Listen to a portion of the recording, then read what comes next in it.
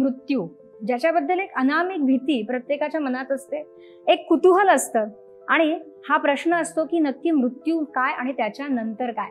तर मृत्यू म्हणजे नक्की काय. काही जण शांतपणे देह सोडतात, पण काही जणांची घालमेल होते, तडफड होते. तर ह्या ज्या दोन गोष्टी आहेत, तर याच्या मागे काय कारण. जसं म्हटलं जातं की मृत्यू जसा समीप येतो तसं काही जण म्हणतात की गेलेल्या काही जण त्यांना दिसायला लागतात. म्हणजे त्याच्यानंतर लगेचच आपल्याला बातमी येते की ती व्यक्ती निवर्तली आहे. तर हे काय आहे, असं खरंच होतं का, आणि होत असेल तर का होतं. आता आपण हे जे काही विधी करतो, आपण असं म्हणतो की आपल्या पूर्वजांना मोक्ष मिळावा. तर ही मोक्ष ही काय संकल्पना आहे. मृत्यूनंतर मोक्षापर्यंत कधी पोहोचतो आपण. भगवद्गीतेमध्ये भगवान श्रीकृष्ण म्हणतात नैनम चिंतन्ते शस्त्राणि. बरोबर आहे. म्हणजे हा जो आत्मा आहे याला काहीच नाही होऊ शकत. याला मग तुम्ही त्याला तळणार कसं, त्याला मग त्याला भोकं कशी पाडणार, मग त्याला त्रास कसा देणार. त्याला तर त्रास होतच नाही, तर त्याला त्रास नरकामध्ये गेल्यावर त्याला त्रास कसा होतो, किंवा स्वर्गात गेल्यावर त्याला सुख कसं लागतं. हा एक मला लहानपणापासून पडलेला प्रश्न आहे की नैनम चिंतन्ते शस्त्राणि हे जर खरं असेल तर मग स्वर्ग नरक ह्या कल्पना काय आहेत, आणि ते जर खोटं असेल तर मग भगवान श्रीकृष्णांनी सांगितलं कसं. जे आपण पिशाच्य योनी म्हटलं किंवा त्रिशंकू अवस्थेमध्ये अडकलेले जे कोणी आहेत, मग त्याचाच परिणाम त्यांच्या वंशजांना येणाऱ्या अडचणी असा असतो का. आता व्यक्ती गेल्यानंतर आपण 10 दिवसांमध्ये गरुड पुराण वाचावं असं म्हटलं जातं. वाचावं, ऐकावं. ह्याच्या बरोबरीनेच एक प्रश्न आहे की ते गरुड पुराण 10 दिवसातच वाचावं असंही काहीतरी सांगितलं जातं, त्याच्या व्यतिरिक्त वाचू नये. तर हे पण खरं आहे का. आरण्यक आणि उपनिषद या दोन्ही ग्रंथांनी, या पहिल्या 2 ग्रंथांनी काय शिकवलं, जगावं कसं, आणि आरण्यक उपनिषदांनी शिकवलं काय, तर मरावं कसं. एक भाग म्हणजे अरिष्ट विज्ञानातला स्वभाव बदलणं. 360 डिग्री स्वभाव बदलतो. एखादा अति तापट, अति कोपिष्ट माणूस असेल, मरणाच्या आधी एकदम स्वभाव बदलून जातो, खूप सौम्य शांत होतो. जो पूर्णपणे आयुष्यभर तमोगुणी राहिला वासनामध्ये, आणि जाताना सुद्धा त्याच्या वासना इतक्या या देहाला घट्ट पकडून होत्या, मला नाही जायचंय, मग त्याला जी दर्शनं होतात शेवटी ती अशी भयावह असतात. कोणीतरी भूत पिशाच येतं, कोणीतरी असे यमदूत ठाकतात आणि ते त्याला अक्षरशः खेचून नेतात. कोणी आत्महत्या केली, गळफास घेतलाय म्हणा, किंवा विष प्यायलंय म्हणा, किंवा असं काहीतरी घडलंय, किंवा समोरच्यानी कोणीतरी अपघाताने शस्त्राने मृत्यू झालाय, तर मग त्या केसमध्ये काय. सगळ्यात वाईट असं पातक कुठलं आहे तर आत्महत्या, आत्मघात, ज्याला दुसरं कोणतंही प्रायश्चित्त असू शकत नाही.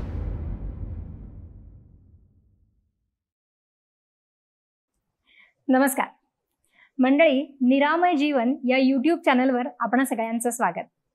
मुळातच हे चॅनल सुरू करण्यामागची संकल्पनाच ही होती की आपल्या रूढी, परंपरा, सण, उत्सव, कुळधर्म, कुळाचार यामागे नक्की काय संकल्पना आहे, शास्त्रांनी काय सांगितलंय, पुराणांमध्ये काय लिहिलंय, या सगळ्या गोष्टी कशा साजऱ्या कराव्यात आणि का साजऱ्या कराव्यात, हे सगळं जाणून घेण्यासाठी आपल्याबरोबर नेहमीच असतात प्रणव गोखले सर, जे धर्मशास्त्राचे गाढे अभ्यासक आहेत.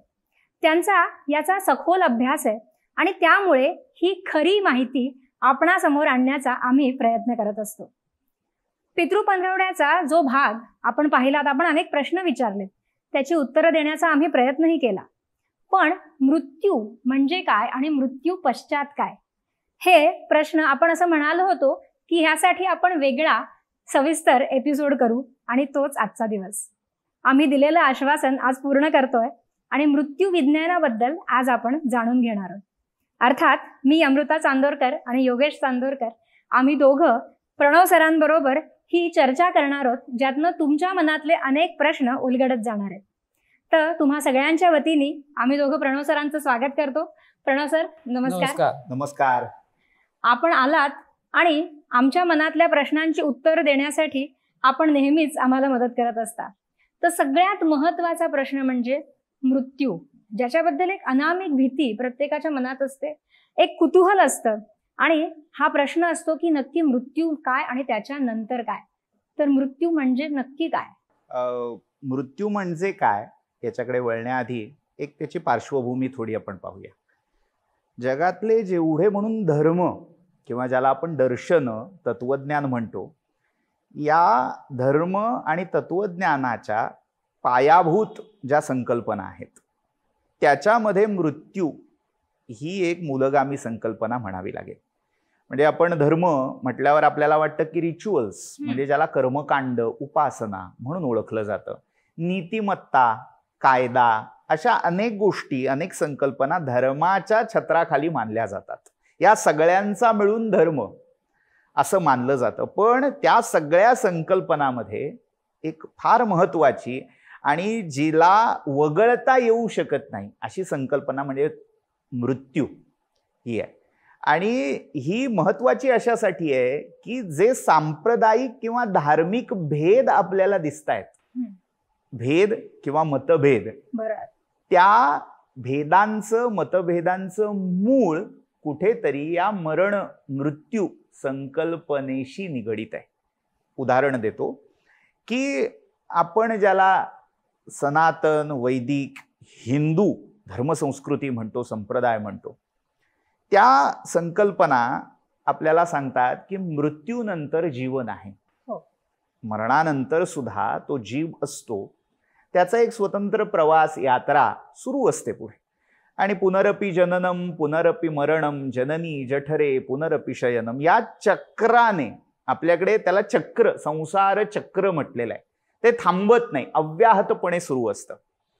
या एका सिद्धांतावर पुढची सगळी, ज्याला आपण कर्मकांड म्हणतोय ती, उपासना म्हणतोय ती आणि तत्वज्ञान म्हणतोय ती, सगळी उभारणी या एका मूलभूत सिद्धांतावर आहे.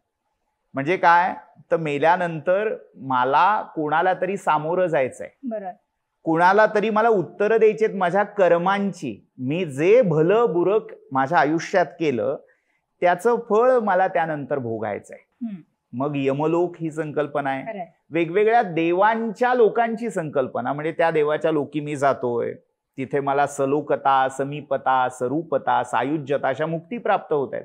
हे सगळे विचार, मोक्ष विचार, मुक्तीचा विचार किंवा बौद्ध तत्वज्ञानात ज्याला निर्वाण म्हटलेला आहे त्याचाही विचार या मृत्यूशी संबंधित आहे. हेच आपण ज्याला अब्राहमिक संप्रदाय म्हणून ओळखतो.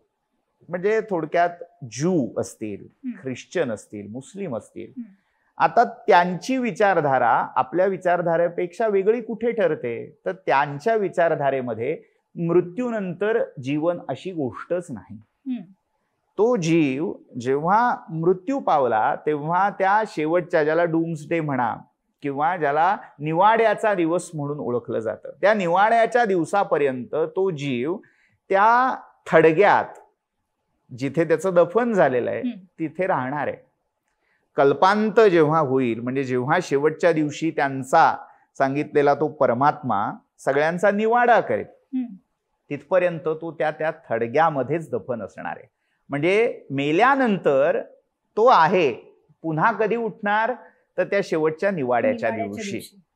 त्यामुळे भूत, पिशाच या संकल्पनेपेक्षा त्यांच्या जिन किंवा अशा संकल्पना दिसतात. किंवा आपल्याकडे जसं श्राद्ध आहे, त्या श्राद्धामध्ये पिंडदान आहे, त्याची पुढची जाण्याची व्यवस्था, प्रवासाची व्यवस्था ही सगळी त्यात सांगितली आहे.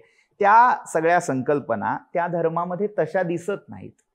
हे भेद का झाले त्याचं कारण मृत्यू ही संकल्पना ठरलेली आहे.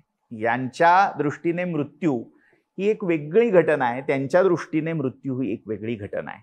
म्हणजे जरी मृत्यू अगदी थोडक्यात सांगायचा झाला, देह आणि आत्मा हे दोघं विलग होणं, विभक्त होणं म्हणजे मृत्यू असं जर मानलं तर त्या विलगीकरण प्रक्रियेची पूर्ण व्यवस्था, पूर्ण तर्कशुद्ध, तर्कसंगत मांडणी ही त्या दोन धर्मांना वेगळं करते. त्यामुळे देह आणि आत्मा किंवा चेतना, चैतन्य, ऊर्जा यांचं विभक्त होणं म्हणजे मृत्यू. आणि आपण जसं म्हणतो की देहधारी म्हणतो आपण, की कुणीतरी तो देह धारण केलाय आणि तो कुणीतरी तो देह सोडतोय, म्हणजेच माझ्या मते मृत्यू. आता हा मृत्यू जो आहे तो जसं आपण म्हणतो की जन्माला जेव्हा आपण येतो तेव्हा मृत्यू सोबत घेऊन येतो, आणि मग ही मृत्यूची जी काही तिथी असेल, जो दिवस असेल, तो जन्माबरोबरच ठरलेला आहे. यासाठी एक छान कवितेची ओळ आहे. गदिमा, ज्यांना आपण आधुनिक वाल्मिकी म्हणून ओळखतो, त्यांनी गीतरामायणामध्ये जीवासवे जन्मे मृत्यू जोड जन्मजात पराधीन आहे जगती पुत्र मानवाचा, हा रामानी भरताला केलेला जो उपदेश आहे त्यामध्ये ही ओळ येते. मूळ वाल्मिकी रामायणामध्ये ही ओळ आलेली आहे की जेव्हा जीव जन्माला येतो त्याच्या जन्माला येण्याबरोबर तो शेवटचा श्वास कधी घेणार आहे, कुठे घेणार आहे, कोणत्या दिवशी घेणार आहे हे निश्चित झालेलं असतं. त्यामुळे जन्माबरोबर जे जन्माला येतं तो असतो मृत्यू. बरं, पण मग तो ठरलेला आहे का, कुणाचा कधी होणार आहे हे ठरलेलं आहे का, आणि ते बदलता येऊ शकतं का? या सगळ्या विचारासाठी आपल्याला कुठेतरी ज्योतिषशास्त्राला शरण जावं लागतं. ज्योतिषशास्त्रामध्ये सुद्धा दोन मुख्य भाग आहेत. एक वेदांग ज्योतिष जे कालगणना प्रधान आहे, म्हणजे काळाची गणना, कालाचं औचित्य, ह्या सगळ्यावर विचार जो वेदांग ज्योतिषामध्ये झालेला आहे. आणि दुसरा ज्योतिषातला भाग आहे फल ज्योतिष, म्हणजे मग आपण जी पत्रिका मांडतो मग त्याचा जे फलादेश आहेत, मग अमुक ग्रह तमुक स्थानी असल्यावर काय होतं, हा सगळा फल ज्योतिषाचा भाग आहे. त्या फल ज्योतिषामध्ये आपल्याला मरणाची तिथी काय असेल, महादशा कोणत्या ग्रहाच्या महादशेत मृत्यू काळ आहे, या सगळ्याचा आडाखा बांधता येतो. याचा अर्थ काय, जर अंदाज त्या शास्त्राच्या आधारे काढता येतो, याचा अर्थ कुठेतरी तो नोंदवला गेलाय.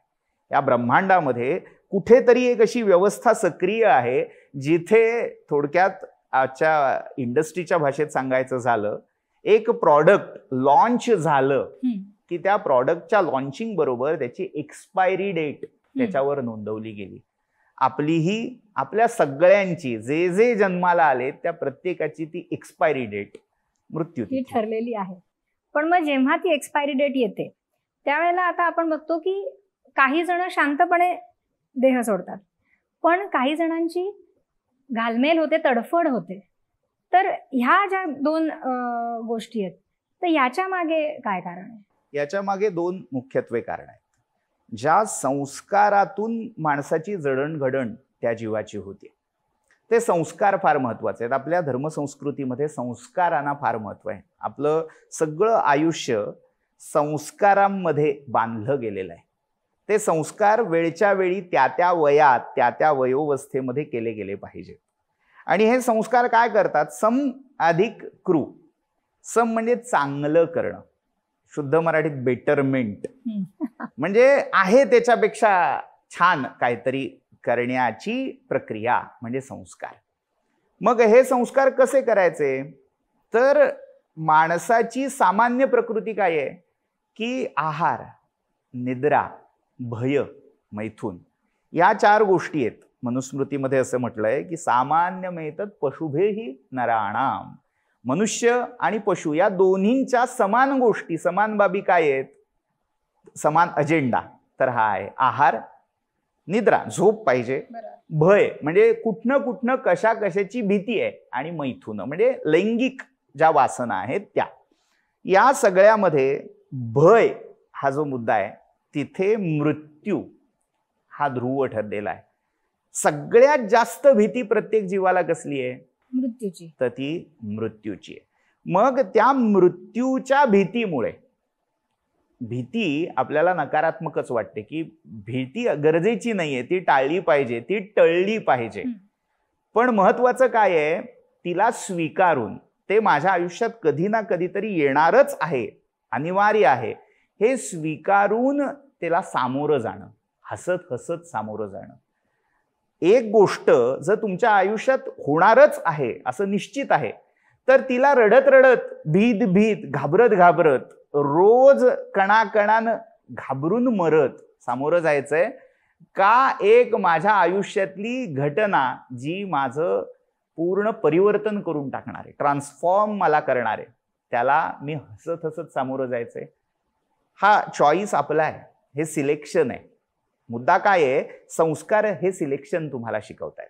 संस्कारातून काय साधलं जात आहे, तर मी सकारात्मक हसता हसता त्या अनिवार्यतेला सामोरं गेलं पाहिजे, हे मला त्या संस्काराच्या आदर्श स्वरूपात शिकवलं जातं. आदर्श हे मी अशासाठी म्हणतो की आज आपण जेव्हा हे सगळे संस्कार करतोय, 16 संस्कार 32 संस्कार जे केले जात आहेत, ते इतक्या यांत्रिक किंवा गतानुगतिकतेने केले जात आहेत. क्या करायचं, माझ्या आजोबांनी केलं, चला सुरू ठेवायची परंपरा म्हणून.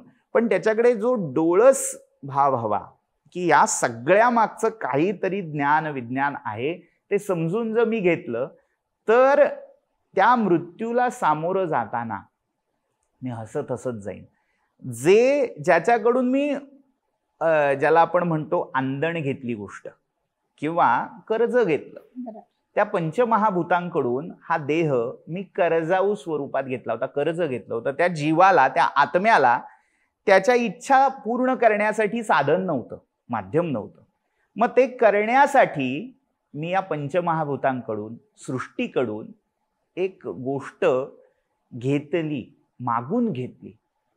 प्रत्येक जीव हा त्याच्या जन्मापूर्वी त्या पंचमहाभूतांकडून, सृष्टीकडून हे मागून घेत असतो. आपण कुठल्या योनीत जन्म घेणार, कुठला देह, कुठल्या जीवकोटीत जन्म घेणार, हे त्याच्या आधीच्या जन्मातल्या इच्छांवर, त्याने केलेल्या कामना किंवा वासनांवर अवलंबून असतं. म्हणजे आज आपण जे जगतोय, आपल्याला जो देह मिळालाय तो आपण मागितलेला आहे. अर्थात आपण जी वासना मागच्या जन्मी केली होती, आता हे शेवट कुठे जाणार आहे तर या जगातला जो आदिजीव, ज्याला हिरण्यगर्भ, ब्रह्मा, विरंची म्हणून ओळखतो, त्याने काहीतरी कल्पना केली.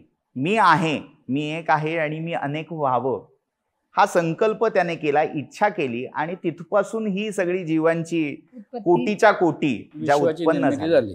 तर त्यातल्याच एका संकल्पापासून, संकल्प हा खूप चांगला शब्द आहे, अजून त्याला खाली खाली उडत आणलं तर संकल्प, कल्पना, इच्छा, आकांक्षा, कामना, वासना या ज्या जशा जशा घटित होत गेल्या तसतसा देह जीवा कारणे जन्म झाला. म्हणजे कशासाठी तर वासनांकारणे. जीवा कर्मयोगे जनी जन्म झाला, असं समर्थांनी मनाच्या श्लोकामध्ये म्हटलंय. कर्मयोग, कर्म कशासाठी माणूस करतो? इच्छा पूर्ण करण्यासाठी. देह धारण करणं हेही एक कर्मच झालं. का तर आधी कधीतरी काहीतरी कर्म केलं होतं, काहीतरी इच्छा होती म्हणून ते कर्म घडलं होतं. तसं to the every action there is always equal and opposite reaction. हा जो न्याय आहे, हा जो सिद्धांत आहे, त्यानुसार हे एका कर्मातून दुसरं कर्म असं घटित होत जातं. आपल्याला देह मिळाला. आता हे मागितलं का? आपण एका शेणातल्या किड्याची कल्पना करू. आपल्याला ते काहीतरी किळसवाणं वाटतंय, पण त्याला त्याचा देह प्यारा आहे ना, त्याला तेच सगळं आनंदाचं वातावरण वाटतंय की ते शेण, वा वा वा, आनंद आहे त्याला, त्यात रमला येतो. पुराणामध्ये एक छान कथा आहे. इंद्राला नारदांनी विचारलं एकदा की तुला काय बाबा सर्वश्रेष्ठ या जगात काय वाटतं? इंद्र म्हणाला, अर्थात हे इंद्रपद हे सर्वश्रेष्ठ आहे, याच्या पलीकडे दुसरं काही असू शकत नाही. नारद हसले. इंद्राने विचारलं, का हसलात? नारद म्हणाले, चुकतोयस तू. या जगामध्ये इंद्रपद श्रेष्ठ नाही, तर आपल्या इच्छेनुसार देह प्राप्त होणं ही सगळ्यात मोठी गोष्ट आहे. इंद्रपद हे दूरचं राहिलं, देहधारी होणं हे सगळ्यात उत्कृष्ट आहे. इंद्र म्हणाला, कसं? ते म्हणाले, आपण एक याच्यावर प्रयोग करून बघूया.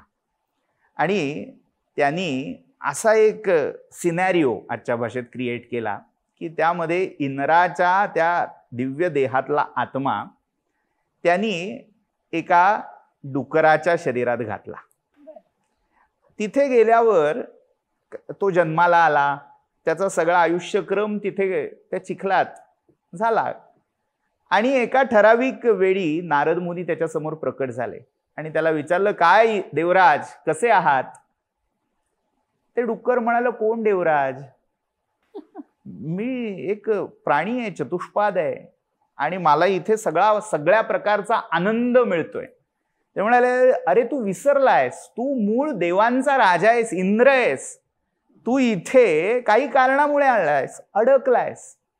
तर असं करूया, आपण हा जो सगळा प्रयोग केला होता तो संपवूया, तुला मी पुन्हा तुझ्या मूळ देहात स्थापित करतो. तो म्हणाला, नको नको, मला त्या अप्सरा नकोत, मला ते स्वर्गाचं वातावरण नको, हे इथे छान आहे ना, आनंद आहे. तसं आपण जे इथे आलेलो आहोत, आपण त्यातलं तारतम्य पाहिलं, हायरार्की बघितली, तर ते बदलत जाणार आहे वातावरण. पण आपण कधीतरी याची इच्छा केली होती. आपल्याला कधीतरी असं वाटलं होतं, या देहामध्ये आपण येऊन जे जे भोगतो आहोत ते चांगलं आहे, ते हवं हवंसं वाटलं म्हणून आपण इथे आहोत. पण म्हणूनच तो मृत्यू नकोय ना, कारण ते हवं हवंसं वाटतंय. तुम्ही मगाशी म्हणालात की तो पण आनंद आहे, ट्रान्सफॉर्मेशन आहे, पण हे नाही माहिती ना, आणि त्याच्यामुळे त्याच्याबद्दलची भीती आहे. मुळातच कसं आहे, काही काळामध्ये गेल्या 50, 60, 100 वर्षामध्ये हा जो काही याचा सिद्धांत निर्माण झाला आहे की वस्तुनिष्ठ झालो आहे आपण, आणि त्या वस्तू हव्याशा आहेत, तर मग त्यातली एक वस्तू आपला देहसुद्धा आहे. त्यामुळे तो देह हा हवा आहे, मला अजून काय काय पूर्ण करायचं आहे, आणि तो देह जेव्हा मी सोडत नाही तेव्हा त्या वासना माझ्या शिल्लक असताना मला त्या याच देहात पूर्ण करायच्या आहेत, म्हणून मला त्याची भीती वाटते आणि मला त्या वासना पूर्ण करायची इच्छा असते. त्याच्यामुळे ती भीती हळूहळू वाढत गेली. ह्या पूर्वीच्या काळांमध्ये साधारण 500-700 आपण जे पुराणं वगैरे म्हणतोय तेव्हा हे त्यांना माहिती होतं. तेव्हा त्यांना जेव्हा देह सोडायचा होता तेव्हा ते सुखाने सोडत होते, कारण त्यांना माहिती होतं की ह्या जन्मातलं माझं काम पूर्ण झालं आहे, आता मला पुढचा जन्म घेऊन पुढची कामं करायची आहेत. त्याच्यामुळे हा देह सोडल्याशिवाय मला ते करता येणार नाही आहे. इथे जर आपण आजच्या शाळेचं उदाहरण घेतलं की मला पहिलीचा वर्ग खूप आवडला, त्यातले मित्र आवडले, सगळे आवडले, म्हणून मी आयुष्यभर पहिलीतच राहणार आहे का? नाही. तर मला कधीतरी परीक्षा द्यायची आहे. ही परीक्षा म्हणजेच या देहाचा अंत आहे. हा देह सोडून मला पुढच्या इयत्तेत जायचं आहे, मला दुसऱ्या देहात जायचं आहे. हे आत्ता आपण अमान्य करतोय. आपल्याला आत्ता पहिलीतच राहायचं आहे, आणि त्या परीक्षेची भीती वाटते आपल्याला की ही परीक्षा दिली तर माझं सगळं बदलून जाईल इथलं, हे मला सोडावं लागेल, आणि हे मला सोडायची इच्छा नाही आहे.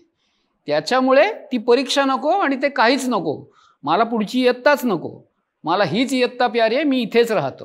किती छान. सरांनी याच्यात एक फार महत्त्वाचा मुद्दा मांडला. म्हणजे त्यातली एक महत्त्वाची गोष्ट काय, तर समर्थांचा दासबोधातल्या 12व्या दशकामध्ये एक सिद्धांत आहे, मरणाचे स्मरण असावे, हरिभक्तीसी सादर व्हावे.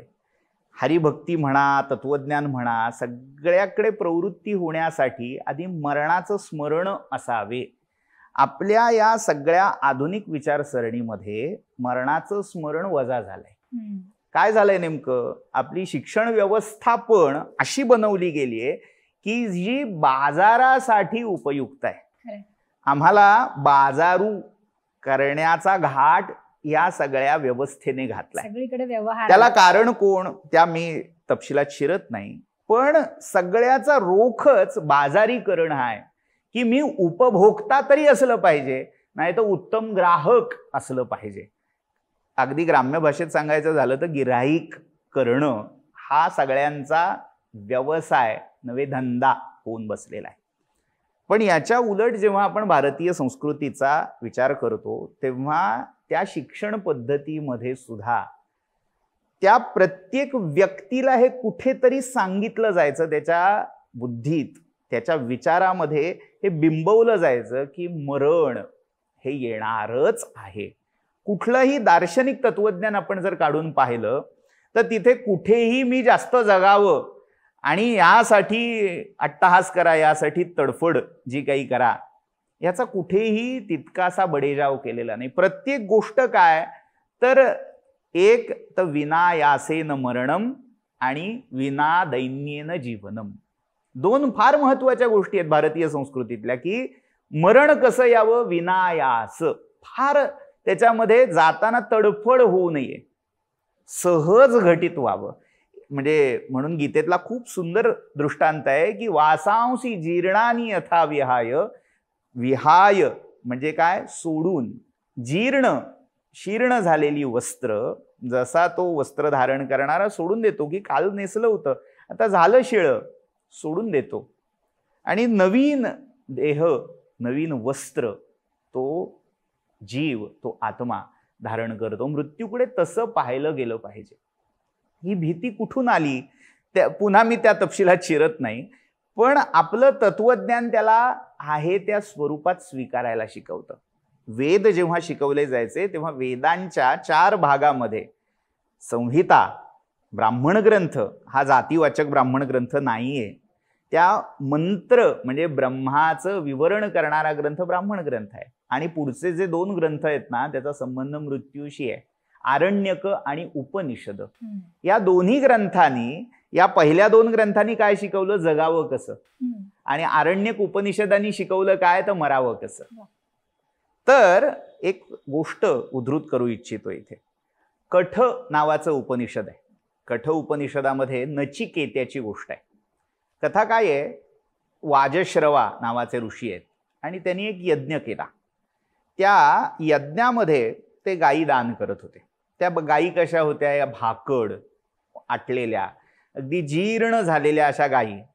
त्यांचं दान करताना पाहिल्यावर त्या नचिकेता जो त्यांचा मुलगा होता त्याच्या मनात जिज्ञासा आली की ह्या गायींचं दान करून आमच्या वडिलांना काय पुण्य मिळणार आहे, की पुण्य केव्हा मिळेल त्या कर्माचं, जेव्हा घेणारा आणि देणारा दोघांनाही त्या दिल्या जाणाऱ्या वस्तूची किंवा त्या जो काही पदार्थ आहे त्याची उपयुक्तता आहे. निरुपयोगी झालेल्या गोष्टीचं दान करून चालत नाही. मग आता हे वडिलांना विचारणार कसं? पूर्वीच्या काळी असं तोंड वर करून काय हो असं का करता असा जाब विचारायची विशेषतः आपल्या ज्येष्ठ व्यक्तींना पद्धत नव्हती. तो अतिशय अदबीने आपल्या वडिलांकडे गेला आणि त्याने अप्रत्यक्षपणे त्यांना सूचित करून पाहिलं. पण लक्षात येत नाही म्हटल्यावर त्याने सहज विचारलं की बाबा तुम्ही एवढं सगळं दान करताय, मग माझं पण दान करणार का? कारण कुठेतरी वासन आहे, माझा मुलगा आहे ना. उपयुक्त सगळ्या व्यक्ती वस्तू कुठेतरी उपयुक्तता हा भाव आहे. मग जर मी उपयोगाचा आहे तर माझंही दान करायला हवं, मलाही कोणाला तरी द्यायला हवं. कारण हा यज्ञच मुळात सर्वस्व दक्षिण यज्ञ आहे. जे काही आपलं आहे ते दान करून टाकणं हे त्याच्यात अपेक्षित आहे. वडिलांनी दुर्लक्ष केलं की ठीक आहे, लहान आहे, अजाण आहे, एकदा झालं दोनदा झालं, पुन्हा पुन्हा हा प्रश्न विचारतोय म्हटल्यावर त्यांचा पारा चढला आणि रागाच्या भरात ते उच्चारून गेले की जा, यमाला तुझं दान देऊन टाकतो. आणि नचिकेताने ते खरं धरलं, स्वीकारलं आणि म्हणाला ठीक आहे, आता तुम्ही जर मला दान करून टाकलेत, कोणाला? यमाला. यम ही आपल्याकडे मृत्यूची, काळाची आणि धर्माची ही देवता आहे. आपल्याकडच्या तीन ह्या संकल्पना एकमेकांशी पूर्णपणे निगडीत आहेत. आपण एक शब्द वापरतो धर्म, दुसरा आहे काल आणि तिसरा आहे मृत्यू. यातल्या विशेषतः काल आणि मृत्यू या संकल्पना आहेत ना, या दोन्ही म्हणजे समानार्थी वापरल्या जातात. पण मृत्यू वेगळा, काळ वेगळा. काळ हा काय आहे, एक जे चक्र आहे, जी व्यवस्था आहे ती काळ आहे आणि त्याच्यामध्ये एका देहातून दुसऱ्या देहात, एका रूपातून दुसऱ्या रूपात जाणं, वासांसी जीर्णानी यथा विहाय नवानी गृह्णाती नरोपराणी, ती जी व्यवस्था आहे त्याला म्हटलंय मृत्यू. या सगळ्याचा देव आहे यम. यम म्हणजे मृत्यू नाही, यम म्हणजे केवळ काळ नाही, यम म्हणजे केवळ धर्म नाही. तर काल, धर्म आणि मृत्यू या तिघांचा मिळून अधिष्ठाता आहे यमधर्म. हा नचिकेता त्या यमधर्माकडे गेला आणि त्या यमधर्माला त्याने 3 वरदानं मागितली.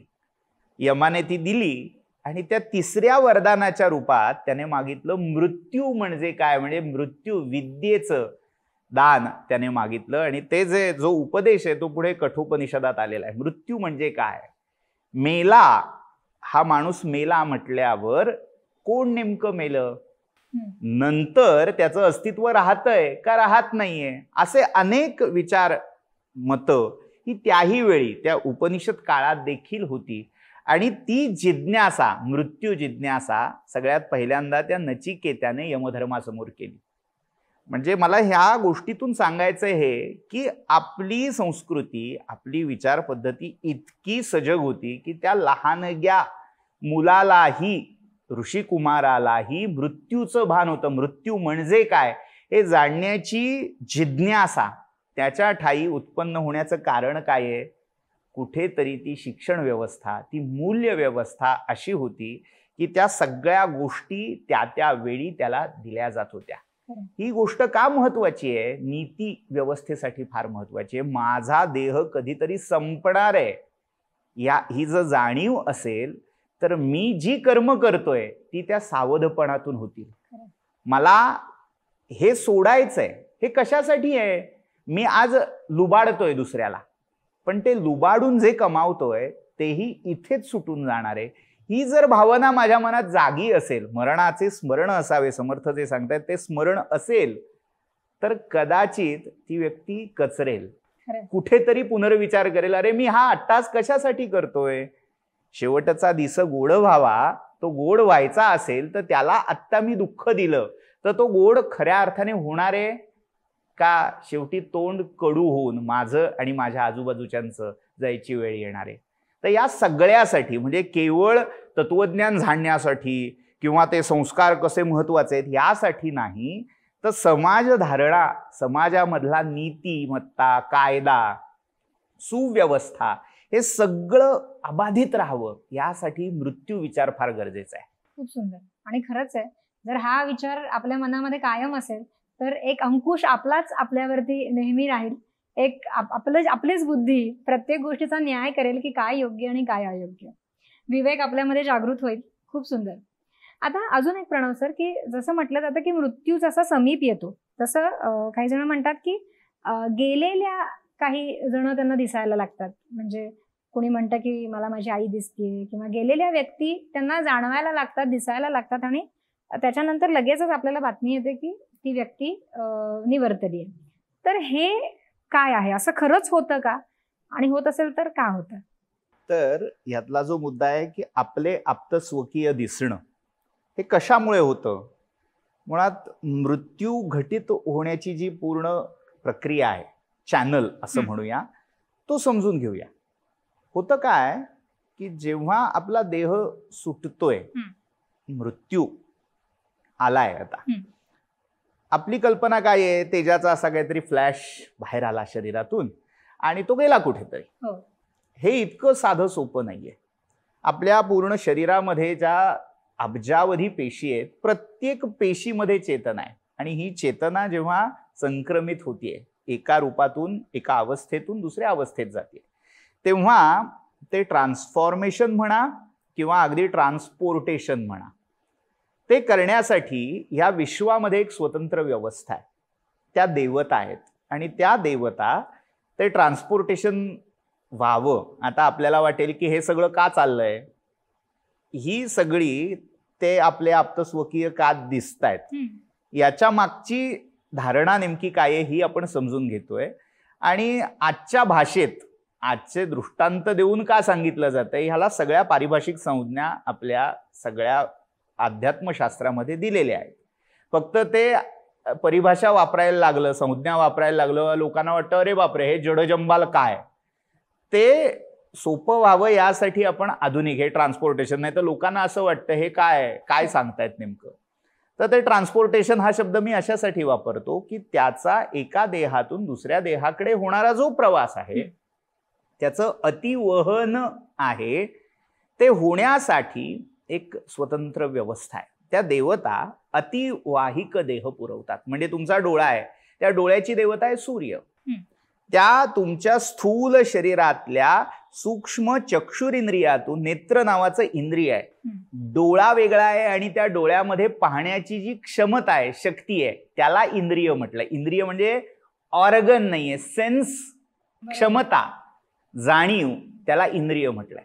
तर ते इंद्रिय त्या डोळ्यातून बाहेर पडतं. डोळा तसाच आहे पण त्याच्यात पाहण्याची शक्ती राहत नाही. कान तसाच राहतोय, आपण ज्याला शव म्हणतो त्याचं सगळे अवयव नेत्रदान करतायत ना लोक, देहदान करतायत. ह्याचा अर्थ काय, तो ऍक्टिव्ह आहे, त्याच्यामध्ये क्षमता आहे, पण काहीतरी शक्ती नाहीशी झाली त्यातली. ती शक्ती, ती क्षमता म्हणजे ते इंद्रिय आहे. इंद्रिय जेव्हा या देहातून दुसरीकडे जातं, ते कसं जातं, तर त्यासाठी ती वैश्विक व्यवस्था काम करते. तिथे अतिवाहिक अशी संकल्पना आहे. त्या अतिवाहिक शक्ती त्या देहातल्या एकेका क्षमतेला, इंद्रियांना एका देहातून दुसऱ्या देहापर्यंत पोहोचवतात. याला अतिवाहिक देह असं म्हटलेलं आहे. पण मग हे जीव गेल्यावरती होतं का आधीपासून सुरू होतं? याला कल्पना अशी आहे की तो एक किडा गवताच्या एका पात्यावरून दुसऱ्या पात्यावर जाणं जसं आहे, तो निम्मा पुढच्या पात्यावर जातो, बरोबर, तिथे पकड घट्ट झाली की मागचं पातं सोडून देतो. तसं तुम्ही देहात आहात, मृत्यू आलाय जवळ, म्हणजे काय होतं, हळूहळू एक एक इंद्रिय शिथिल पडायला लागतं. हे का होतं, तर त्याची पुढे जायची प्रक्रिया सुरू झाली. अर्धा भाग त्या किड्याने इकडच्या पात्यावरचा सोडलाय, ओके. दुसरीकडे कुठेतरी क्लेमिंग सुरू झालंय, म्हणून हे घटित होत आता आपण जे म्हणतोय की हे हळूहळू घडतं, तर ते मृत्यूनंतर, म्हणजे आता नाडी लागत नाहीये याची, ह्याचा मृत्यू झाला आणि मग ती प्रोसेस सुरू होते का आधीच मी अजूनही नाडी लागतेय आणि एक एक एक एक इंद्रिय हळूहळू निश्चल व्हायला लागतं, असं घडतं का? आधी सुरूच आहे. खरं सांगायचं तर तुमच्या जन्माला आल्यापासून मृत्यूकडचा प्रवास सुरू झालाय. अच्छा. काही ना काहीतरी अखंड आत मरतय आणि पुन्हा जन्म घेत आहे. ही अखंड प्रक्रिया आहे. ह्याच्यासाठी आपल्या प्राचीन शास्त्रामध्ये एक स्वतंत्र शास्त्र शाखा आहे, ज्याला अरिष्ट विज्ञान असं म्हटलंय. म्हणजे तुम्ही मृत्यू यायच्या आधी काही दिवस, काही कालावधी त्याचा अंदाज, आडाखा बांधू शकता.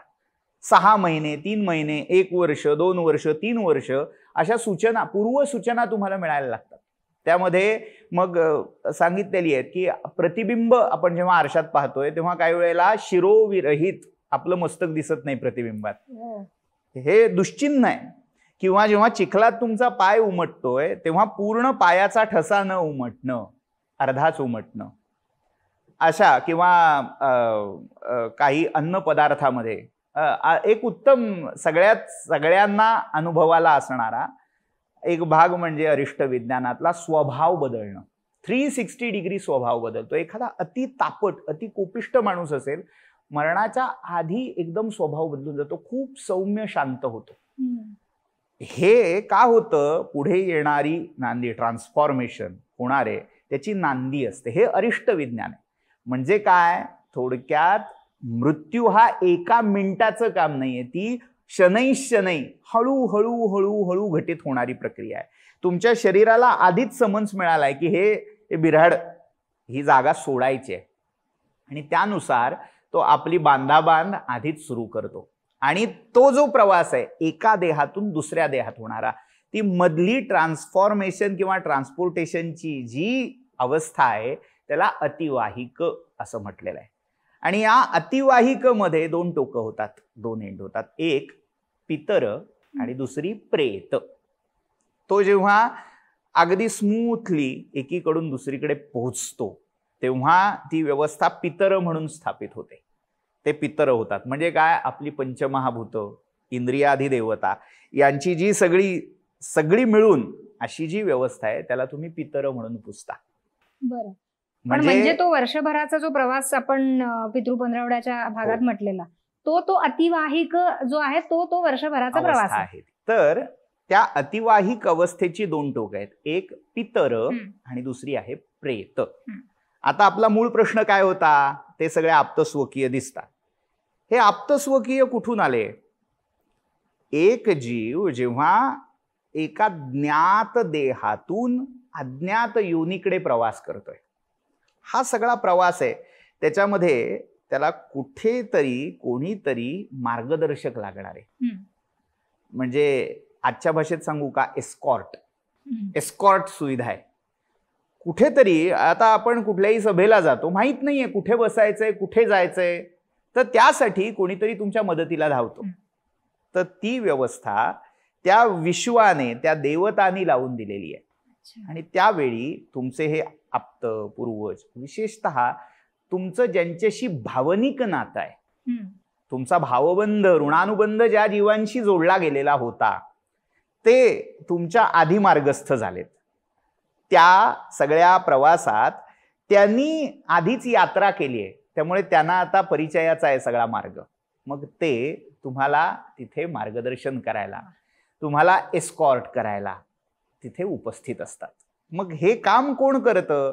ही नियुक्ती कोण करतं? तर ती विश्वात्मक जी व्यवस्था आहे त्याच्या मार्फत ह्या सगळ्या गोष्टी साध्य होत असतात. अर्थात ह्यामध्ये एक सूक्ष्म गोष्ट अशी आहे की हे जे येणारे जीव आहेत किंवा तुम्हाला होणारी दर्शनं, प्राप्त होणाऱ्या विजन्स ज्या आहेत, याच्यामध्ये तुमच्या संकल्प शक्तीचंही तेवढंच योगदान असतं. तुम्ही जो संकल्प केला होता, तुमच्या ज्या वासना, कामना होत्या, त्या संकल्पांचं मूर्त रूप म्हणजे तुम्हाला होणारी ही दर्शन आहेत. मुळातच कसं आहे, आता हे थोडंसं समजून घेण्यासाठी व्यावहारिक उदाहरण बघूया आपण. मी जेव्हा मृत्यूच्या शय्येवरती आहे आणि मी माझ्या आईवरती आयुष्यभर प्रेम केलंय, माझ्याहीपेक्षा जास्त विश्वास माझ्या आईवर आहे, तर माझ्या मृत्यूसमयी मला माझी आई दिसायला लागते. आता का दिसते ती मला? तर मी अशा एका प्रवासाला चाललोय, अशा एखाद्या ठिकाणी चाललोय की जिथे मला माहीतच नाहीये काय सुद्धा, हा प्रवास नक्की काय आहे, हे ठिकाण नक्की काय आहे, मला माहीतच नाहीये. त्याच्यामुळे मी अशा ठिकाणी जाताना मला योग्य मार्गदर्शक, मग योग्य म्हणजे कोण?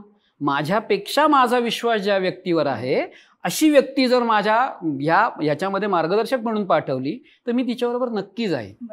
जसं आता ते यमदूत असं म्हटलेलं आहे आणि ते चित्रपटांमध्ये दाखवतात मिशा वाढलेले आणि असे खुखार लोक मला घ्यायला येत आहेत. मी अशा ठिकाणी चाललोय जिथं मला माहिती नाही, माझा प्रवासही मला माहिती नाही, आणि मी अशा भीतीदायक व्यक्तीबरोबर जाईन का? तर ॲक्च्युली जाणारच नाही. माझ्या देहावरती आयुष्यभर प्रेम केलंय मी, तो सोडायचा आहे मला, आणि कुठेतरी जी गोष्ट माहीतच नाहीये मला अशा प्रवासाला निघायचंय मला, तर मी भीतीदायक माणसांबरोबर जाईन का मी माझ्या प्रेमाच्या व्यक्तीबरोबर जाईन? तर मी माझ्या प्रेमाच्या व्यक्तीबरोबरच नक्की जाईन जिच्यावर मी माझ्या आयुष्यापेक्षा जास्त प्रेम केलं होतं. माझ्या 4 व्यक्ती असतील, 2 व्यक्ती असतील, कोणीही असेल, ज्यांच्यावरती माझ्यापेक्षा जास्त विश्वास आहे, ज्यांचा शब्द मी आयुष्यभर पडू दिला नाहीये, अशीच व्यक्ती मला दिसायला लागते. बरं, मला दिसणारी व्यक्ती, आता इथे परत प्रश्न असा येतो की तो आत्मा आहे, मग तो देह कसा? तर माझ्या स्मृतीतली माझी आई कोण आहे? तर ती त्या देहामधली आई आहे, म्हणून मला त्या देहासारखा तो आत्मा दिसायला लागतो. मग ती व्यक्ती म्हणते, अरे माझी आई दिसते, अरे माझे काका आलेत, माझा अमका आलाय, माझा तमका आलाय. हे जे दिसतायत ना, या व्यक्तींवरती त्या व्यक्तीने सगळ्यात जास्त प्रेम केलंय, त्यांची आज्ञा मानली, त्यांचा शब्द पडू दिलेला नाही. म्हणूनच ते जेव्हा जाताना त्याला चल म्हणणार आहेत ना, तेव्हा तो जाणार आहे. म्हणून ही व्यवस्था केली आहे त्या विश्वव्यवस्थेने. बरोबर ना सर? अगदी बरोबर. आणि याच्यात अजून एक फार महत्वाची गोष्ट सरांनी नमूद केली, ती म्हणजे काय, तर त्या व्यक्तीचे ऋणानुबंध किंवा वासना, भावना ज्याच्याशी निगडीत आहेत, याचा दुसरा अर्थ काय होतो लक्षात घेऊया.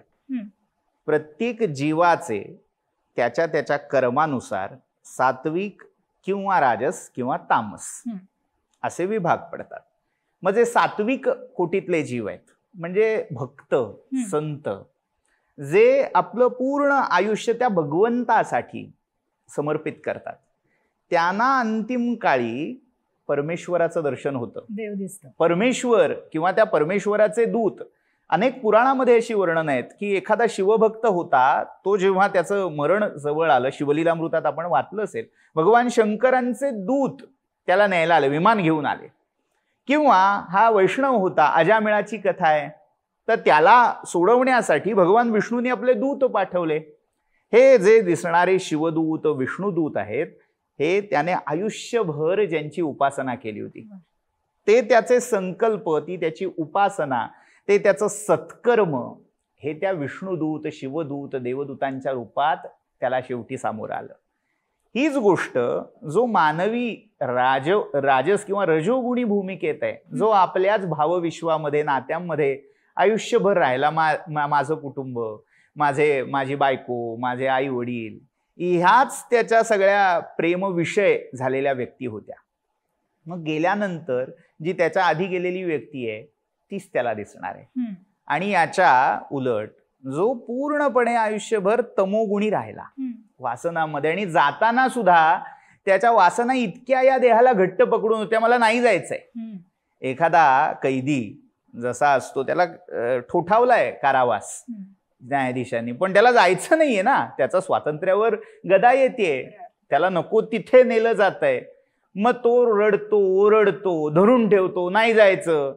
किंवा अगदी लहान मूल शाळेत जाताना पहिल्यांदा कसं रडतं, त्याची जी अवस्था होते तशी त्या अज्ञ तमोगुणी जीवाची होते. त्याला कळतच नाही मला कोण कुठे काय नेतंय. मग त्याला जी दर्शनं होतात शेवटी ती अशी भयावह असतात. कोणीतरी भूत पिशाच येतं, कोणीतरी असे यमदूत ठाकतात आणि ते त्याला अक्षरशः खेचून नेत आहेत. ही सगळी दर्शन आहेत, व्हिजन्स आहेत. ते कशातून आलेत? कुठेतरी कर्मसिद्धांत. त्याने जी आयुष्यभर कर्म केली होती, त्याचे जे संकल्प होते तेच त्याला मरणसमयी दिसायला लागतात. म्हणजे पुन्हा तुम्ही जेवढं सत्कर्म कराल तेवढा तुमचा तो मृत्यू देखील अतिशय शांततेत पार पडणार आहे आणि तुमचा प्रवासही सुकर होणार आहे. म्हणून तुकोबांचा अभंग आहे ना, याजसाठी केला होता अट्टहास, शेवटचा दिस गोड व्हावा.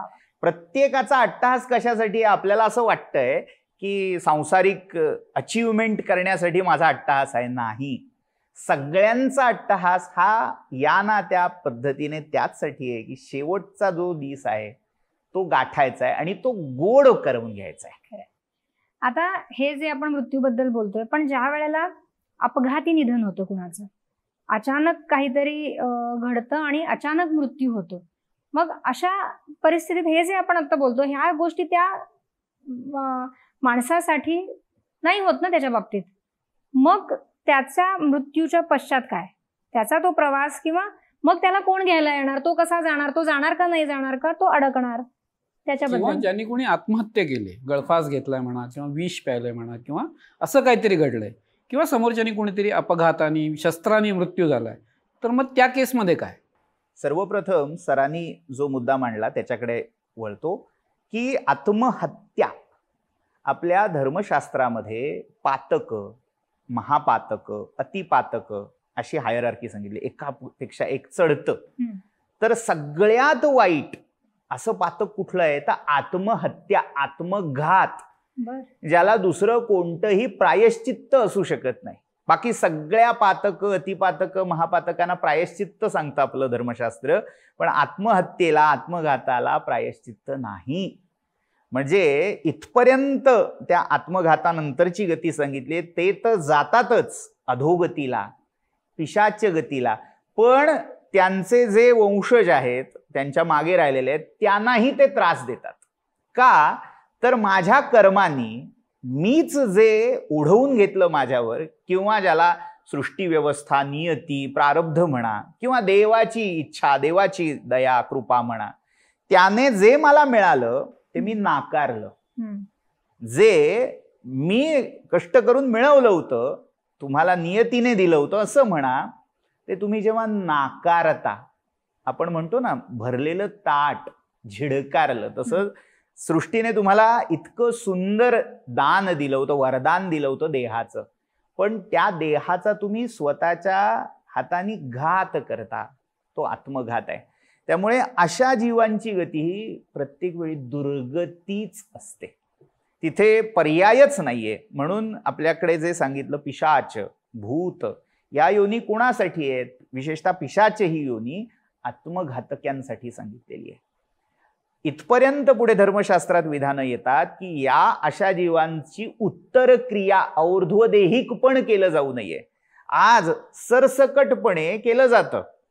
आत्महत्या केलेल्यांचं सुद्धा चितेवर सगळं दहन वगैरे वगैरे होतं. धर्मशास्त्रातलं विधान असं आहे, कदाचित काही नाही ऑफेन्सिव्ह वाटू शकतं, आक्षेपार्ह वाटू शकतं, पण जे आहे स्मृती धर्मशास्त्रात ते मी फक्त उद्धृत करतोय की या व्यक्तींचा और्ध्वदेहिक संस्कारही करू नये. अक्षरशः त्यांचं जे शव असेल ते फेकून द्यावं वनामध्ये, आणि मग श्वापद, हिंस्र जनावरं जे खातील, जी त्याची विल्हेवाट लावतील ती लागू द्यावी. कारण त्याने अनैसर्गिक काम केलं. निसर्गाने जो क्रम ठरवून दिला होता त्या निसर्गाच्या क्रमाचं अतिक्रमण त्या जीवाने केलं आतताईपणाने. याचं शासन म्हणून हे सांगितलं. मग अशांचे और्ध्वदेहिक संस्कारही केले जात नाहीत. श्राद्धामध्ये मग अशांना सद्गती मिळावी. आता धर्म त्यांना जरी शासन करतो तरी त्यांनाही कुठेतरी सद्गतीचा अधिकार आहे, हे धर्मानेही स्वीकारलेलं आहे. मग त्यांच्यासाठी वेगळं श्राद्ध पितृपक्षामध्ये चतुर्दशीला सांगितलं. मग शस्त्रादिमृत, ज्याला घायाळ चतुर्दशी म्हणून ओळखतात, त्या दिवशी अशा सगळ्या जे आत्मघातकी आहेत किंवा अपघाती निधन झालेली आहेत त्यांच्यासाठी त्या दिवशी श्राद्ध सांगितलं. पण एरवी त्यांना पिंडदान किंवा ही जी व्यवस्था अन्य जीवांसाठी आहे ती त्यांच्यासाठी नाही. हा झाला विचार आत्महत्येने जे गेलेले आहेत त्यांच्यासाठी. आता अपघाती, अपघातामध्ये बरेच वेळा असं होतं की तो जो जीव आहे कुठल्या तरी आकस्मिक आघात किंवा संकटामुळे त्याला देह सोडावा लागला, किंवा तो देह इतक्या विद्रूप विकृत अवस्थेला गेला की त्या जीवाला त्यात राहून कार्य कर्म करणं शक्यच होत नाही. त्यामुळे मग शेवटी त्याला तो देह सोडावा लागला. अशा वेळी दोन गोष्टी होतात. एक, अत्यंत अनिच्छेने, दुःखाने तो देह सुटतो. कारण करायचं बरंच होतं, इच्छा शिल्लक होत्या, पण देहाचा आता मला उपयोग नाही म्हणून तो सोडावा लागला. मग त्यांना यथाकाली त्यांचं जे और्ध्वदेहिक कर्म केलं जाईल, त्यांच्यासाठी जे पिंडदान किंवा केलं जाईल, किंवा त्यांची पूर्व कर्म जशी होती, सत्कर्म केलेली असतील, त्यानुसार पुढची गती, अधोगती, ऊर्ध्वगती ही त्याला मिळते. पण अजाण म्हणजे ज्याला नेणीव असं म्हटलं जातं, नेणिवेत जे जीव जातात, म्हणजे विशेषतः झोपेत किंवा असे जे अपघात होतात आणि त्याच्यात जेव्हा मृत्यू घडतो, तेव्हा तो जीव जिथे कुठे त्या अतिवाहिक अवस्थेत जातो, तिथे त्याला ही जाणीवच नसते की आपला पूर्वीचा देह गळून पडलाय. ते तिथेही आपल्या पूर्वीच्या देहाच्याच भावनेमध्ये वावरत असतात. त्यामुळे थोडक्यात एक स्टेशन तुम्ही सोडलं पण पुढच्या स्टेशनला गेलाच नाहीत, याचा अर्थ काय? मध्ये त्रिशंकू अवस्थेत तुम्ही ताटकळत राहता. ही जी त्रिशंकू अवस्था आहे ती पिशाच अवस्था आहे. मग त्यांच्या शांतीसाठी, त्यांच्या सद्गतीसाठी काही वेगळी विधान आहेत. मग भागवत पाठ असेल, गया श्राद्ध, किंवा वाराणसीमध्ये पिशाच मोचन तीर्थ आहे, तिथे श्राद्ध केलं जातं, त्याच्यासाठी वेगळं विधान सांगितलेलं आहे. आता स्वाभाविक आहे, लोकांना हे वाटतं हे एका विशिष्ट समाजाच्या पोट भरण्याची व्यवस्था आहे. काय आहे, एक मराठी वाङ्मयामध्ये फार सुंदर ओळ आहे, माझ्या आठवणीनुसार केशवसुतांची ती ओळ आहे, या विश्वाचा आकार केवढा, ज्याच्या त्याच्या डोक्या एवढा. म्हणजे ह्या सगळ्याचा विचार करताना, संगती लावताना, जो तो माणूस त्याच्या त्याच्या कुवतीनुसार त्याची संगती लावतो. जो सगळ्या गोष्टी आपला व्यवसाय, आपल्या पोट भरण्यासाठीच आहे असं मानून चालतो, त्याला कितीही हे समजावून सांगितलं तरी तो पोट भरण्याचाच व्यवसाय वाटणार आहे. त्यांच्याबद्दल न बोललेलंच बरं. पण ह्या सगळ्या गोष्टी आपल्या पूर्वसूरींनी, ऋषींनी, संतांनी अनुभवल्या आणि आपल्या वाङ्मयामध्ये नोंदवून ठेवलेल्या आहेत. त्यामुळे आपण आता कोणाला शरण जायचं, कोणावर विश्वास ठेवायचा, हा आपल्या विवेकाचा प्रश्न आहे. मुख्य मुद्दा असा की असे जे जीव अकाली आकस्मिक घटनांनी देह सोडून मार्गस्थ होतात, ते बरेच वेळा ना पुढच्या सद्गतीला जातात, अडकून पडतात. मग त्यांच्यासाठी श्राद्ध, तर्पण असे जे विधी सांगितलेले आहेत, त्यांच्या शांती सद्गतीसाठी ते करणं आवश्यक होतं. पण म्हणजे आता हे जे आपण पिशाच्च योनी म्हटलं किंवा त्रिशंकू अवस्थेमध्ये अडकलेले जे कोणी आहेत, मग त्याचाच परिणाम त्यांच्या वंशजांना येणाऱ्या अडचणी असा असतो का? म्हणजे संतती प्राप्ती होत नाही किंवा अनारोग्य असतं, निरनिराळ्या अडचणी येतात, व्यवसायामध्ये तोटे होतात, रिलेशनशिपमध्ये प्रॉब्लेम्स येतात, आणि मग जेव्हा पत्रिका बघितली जाते किंवा त्यावेळेला सांगितलं जातं की पितृदोष आहे किंवा काही दोष सांगितले जातात, तर मग याचं मूळ कारण ही ती त्रिशंकू अवस्था आहे त्यांच्या पूर्वजांची, ती असते का? आणि त्याचं सोल्युशन काय? जर त्यातून बाहेर पडायचं असेल तर काय करायचं? सगळ्याच गोष्टी किंवा सगळ्याच अडचणी या पितृदोषामुळे घडतात असं नाही. पण या विधानाबरोबर दुसरंही विधान तितकंच आवश्यक, महत्वाचं आहे की जरी सगळ्या अडचणी त्याच्यामुळे होत नसल्या तरी आजच्या समाजात येणाऱ्या बहुतांश अडचणी ह्या त्यामुळे आहेत. हे भान ठेवायला हवं. याच्यामध्ये पुन्हा दोन भाग आहेत, एक प्रेत दोष आणि दुसरा पितृदोष. पितृदोष म्हणजे काय? तर आपल्या पितरांसाठी जे कर्म धर्मशास्त्रांनी आपल्याला सांगितलंय ॲज अ ड्युटी, तुमचं जे कर्तव्य आहे ते त्यांच्यासाठी कमी आणि तुमच्यासाठी अधिक आवश्यक आहे. ते तुम्ही न केल्यामुळे जे दोष लागतात ते आहेत सगळे पितृदोष. म्हणजे असं वाटतं लोकांना की आम्ही केलं नाही ना, आमचं कुठे काही बिघडलं, तर असं होत नाही. बरेच वेळा अप्रत्यक्ष पद्धतीने जे फटके बसतात ते तुम्ही जे करत नाही आहात त्यामुळे बसत असतात. बरं. आणि याबरोबर दुसराही एक भाग आहे की सगळं यातलं पितरांच्या अकाउंटला आपल्याला टाकता येत नाही. काही जे पूर्वज सद्गतीला गेलेले नाहीत, जे अडकलेले आहेत, विशेषतः पिशाच प्रेत योनीमध्ये अडकलेले आहेत, त्यांच्यामुळेही या अडचणी येतात. विशेषतः अपघाती मृत्यू किंवा वंश न वाढणं, या ज्या अडचणी आहेत, किंवा मूल मेलेलं जन्माला येणं किंवा जन्माला आल्यावर काहीतरी वैगुण्य त्याच्यात असणं, हे दोष पिशाच किंवा प्रेत याच्यामुळे येतात. त्यामुळे आपली अडचण नेमकी यापैकी कुठल्या कॅटेगरीतली आहे हे समजून घेणं, याचं निदान होणं अत्यावश्यक आहे. त्याच्यासाठी कोणीतरी अधिकारी व्यक्ती त्याचं मार्गदर्शन घ्यावं. आता पुढचा मुद्दा, मग यातनं मार्ग काय? पितृदोषाला साधा सोपा मार्ग आहे. पितर हे कृपाळू आहेत आणि त्यांची अशी इच्छा नाहीये की तुमचा वंश वाढू नये, तुम्ही अडचणीत असावं.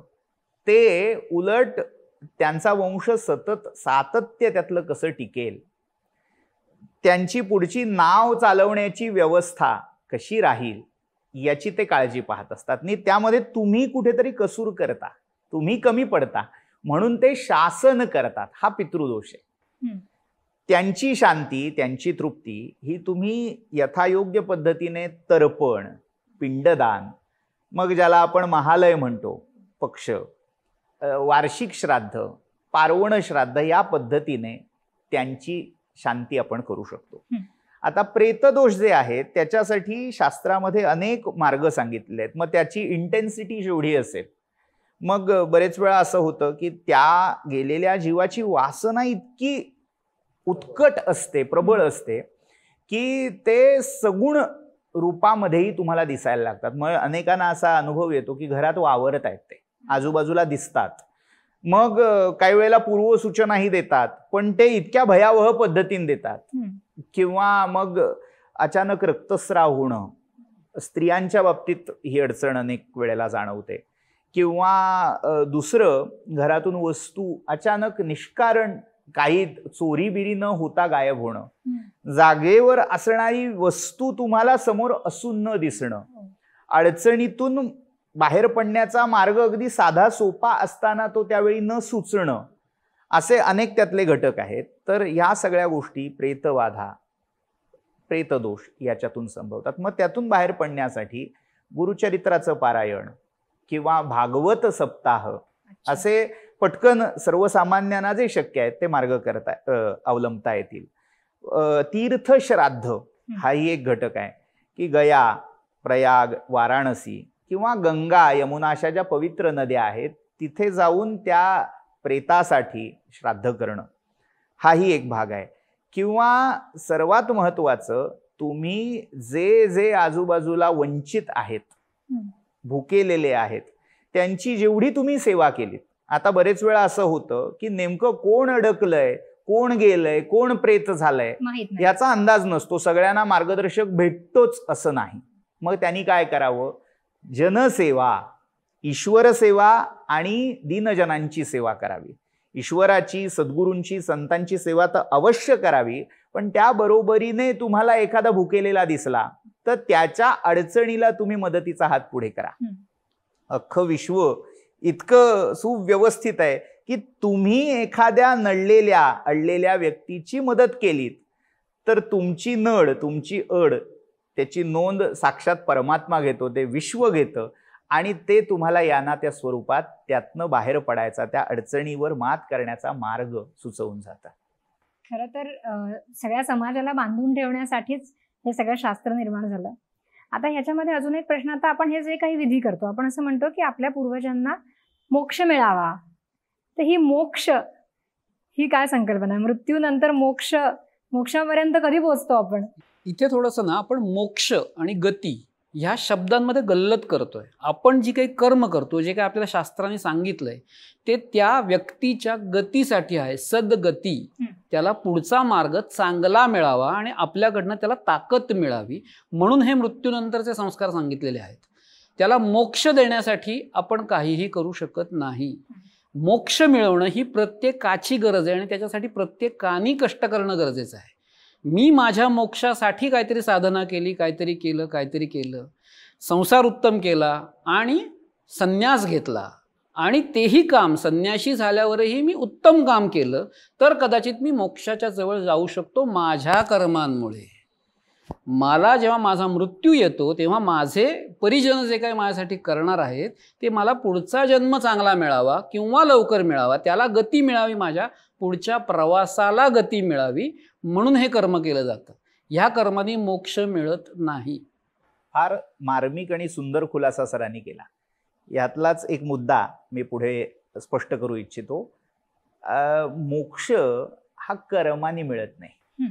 ज्ञानाद एव मोक्षः, शंकराचार्यांचा, आद्य शंकराचार्यांचा हा सिद्धांत आहे आणि अद्वैत वेदांताचं तत्वज्ञान या सिद्धांतावर आधारलेलं आहे की कर्म करून कितीही तुम्ही पुण्यकर्म करा, म्हणजे उपनिषदामध्ये इष्टापूर्त अशी संकल्पना येते, यज्ञ यागादी सगळी कर्म, आणि ज्याला तुम्ही चॅरिटी म्हणता, समाजसेवा, निरलसपणे निस्पृहपणे या दोन्ही गोष्टी करत राहिलात म्हणून मोक्ष मिळाला का, तर असं होऊ शकत नाही. मोक्ष म्हणजे मुळात काय आहे, प्रत्येक दार्शनिकांनी त्याची वेगवेगळ्या पद्धतीने व्याख्या केली.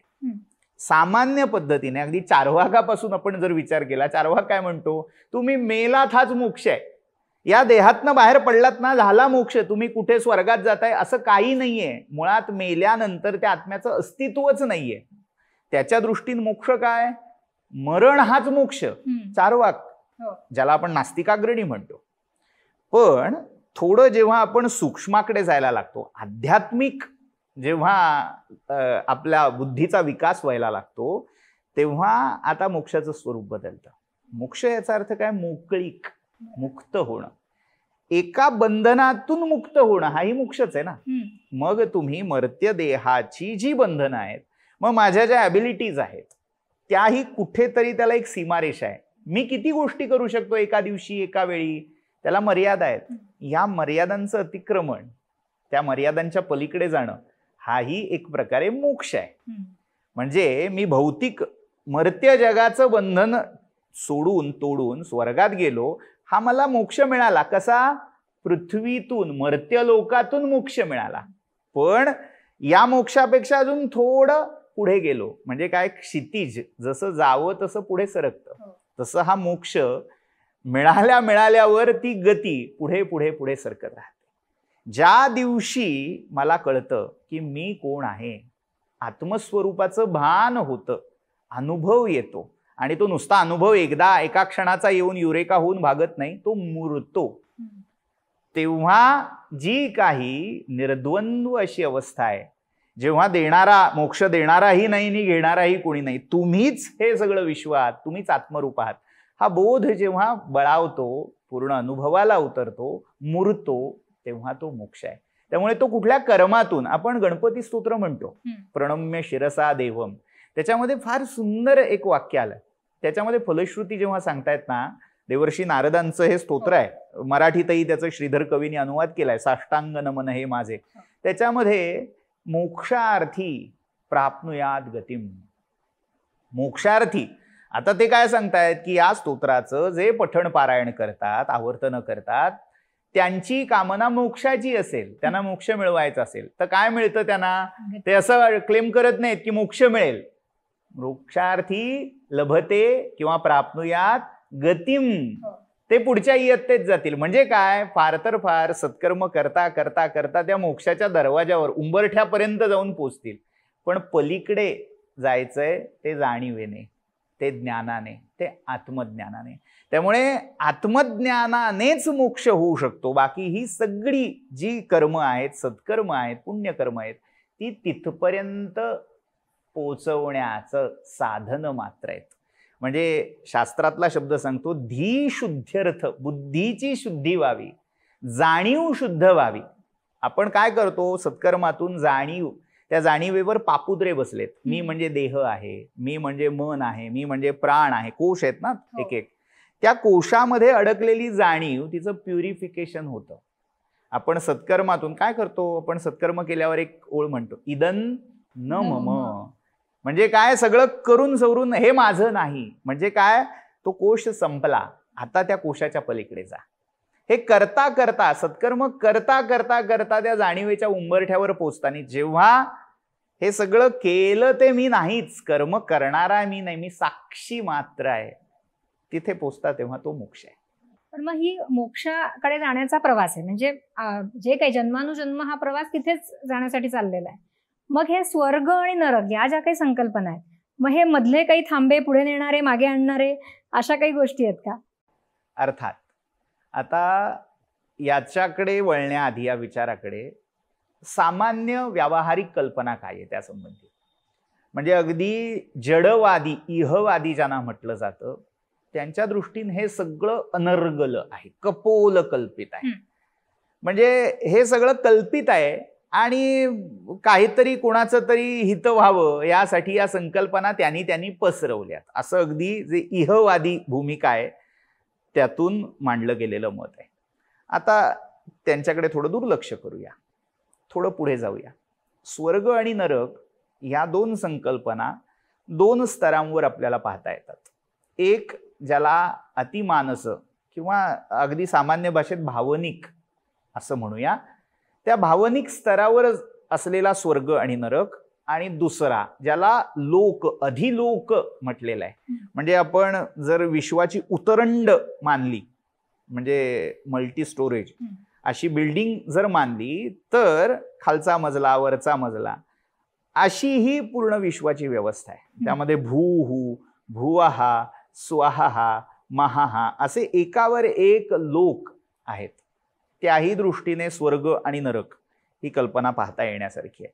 आता भावनिक म्हणताना काय आहे, तर जिथे सगळ्या तुम्हाला असणाऱ्या अनुकूल संवेदना उपलब्ध आहेत, तुमच्या हातापायाशी सगळं सज्ज आहे, त्या सुखसोयीनी भरलेल्या एका अवस्थेला स्वर्ग म्हटलंय. स्वर्ग म्हणजे काय, स्वम येन गम्यते. स्व, जे काही तुम्हाला स्व वाटतंय ना, स्व म्हणजे काय, आपण म्हणतो ना स्व, याचा अर्थ धन असाही आहे, माझं सेल्फ म्हणून जे काय आहे तेही स्व आहे. ते जे सगळं स्व, मला माझं म्हणून जे काही वाटतंय ते जेव्हा सहजपणे उपलब्ध होतं, ती अवस्था म्हणजे स्वर्ग.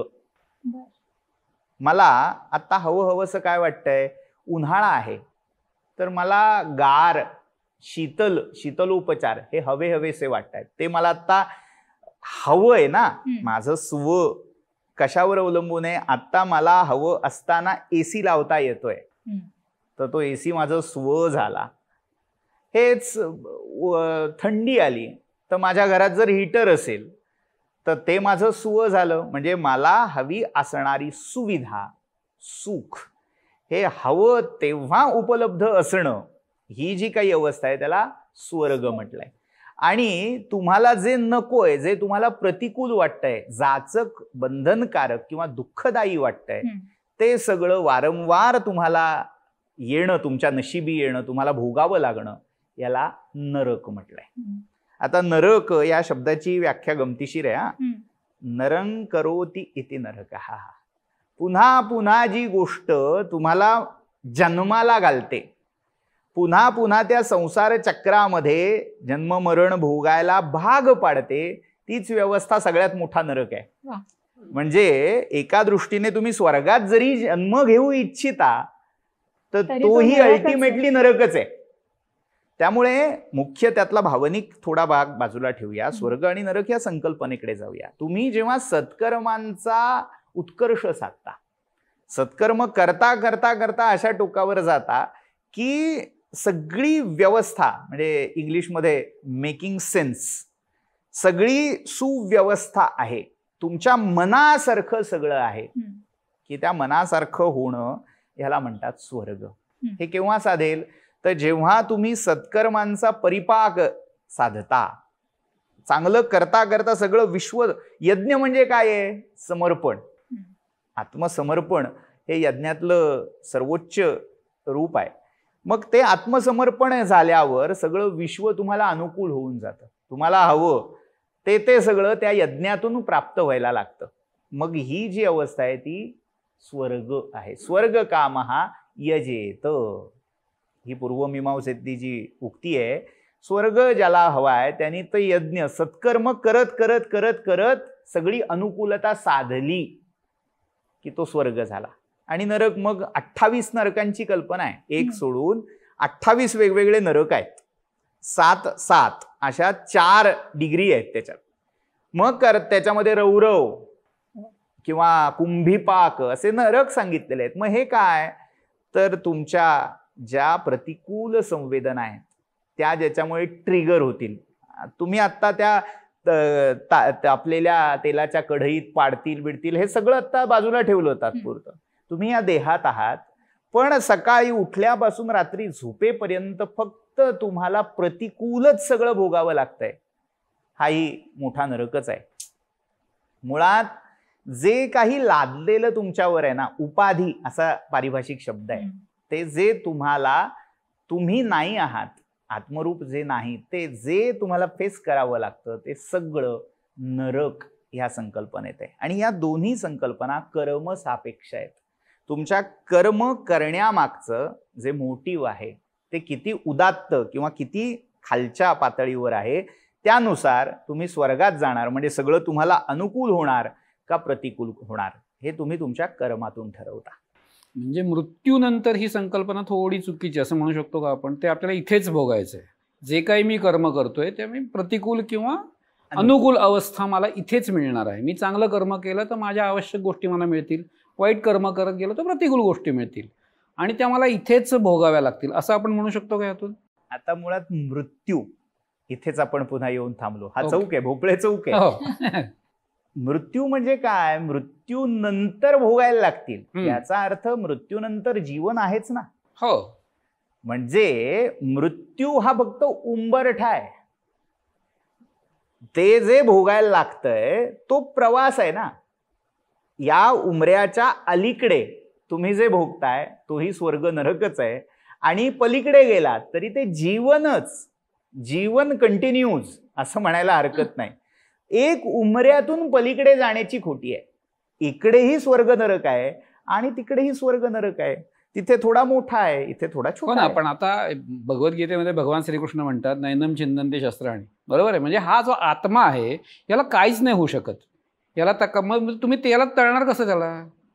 मग त्याला भोकं कशी पाडणार? मग त्याला त्रास कसा देणार? त्याला तर त्रास होतच नाही, तर त्याला त्रास नरकामध्ये गेल्यावर त्याला त्रास कसा होतो, किंवा स्वर्गात गेल्यावर त्याला सुख कसं लागतं? हा एक मला लहानपणापासून पडलेला प्रश्न आहे की नैनम चिंतन्ते शस्त्राणि हे जर खरं असेल तर मग स्वर्ग नरक ह्या कल्पना काय आहेत, आणि ते जर खोटं असेल तर मग भगवान श्रीकृष्णांनी सांगितलं कसं?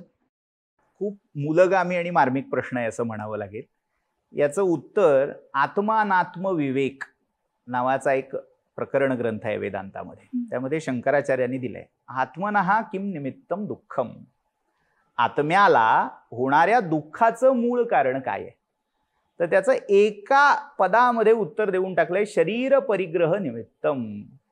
शरीर ग्रहण करणं किंवा शरीर ग्रहण करण्याची इच्छा होणं हेच आत्म्याच्या दुःखाचं मूळ कारण आहे.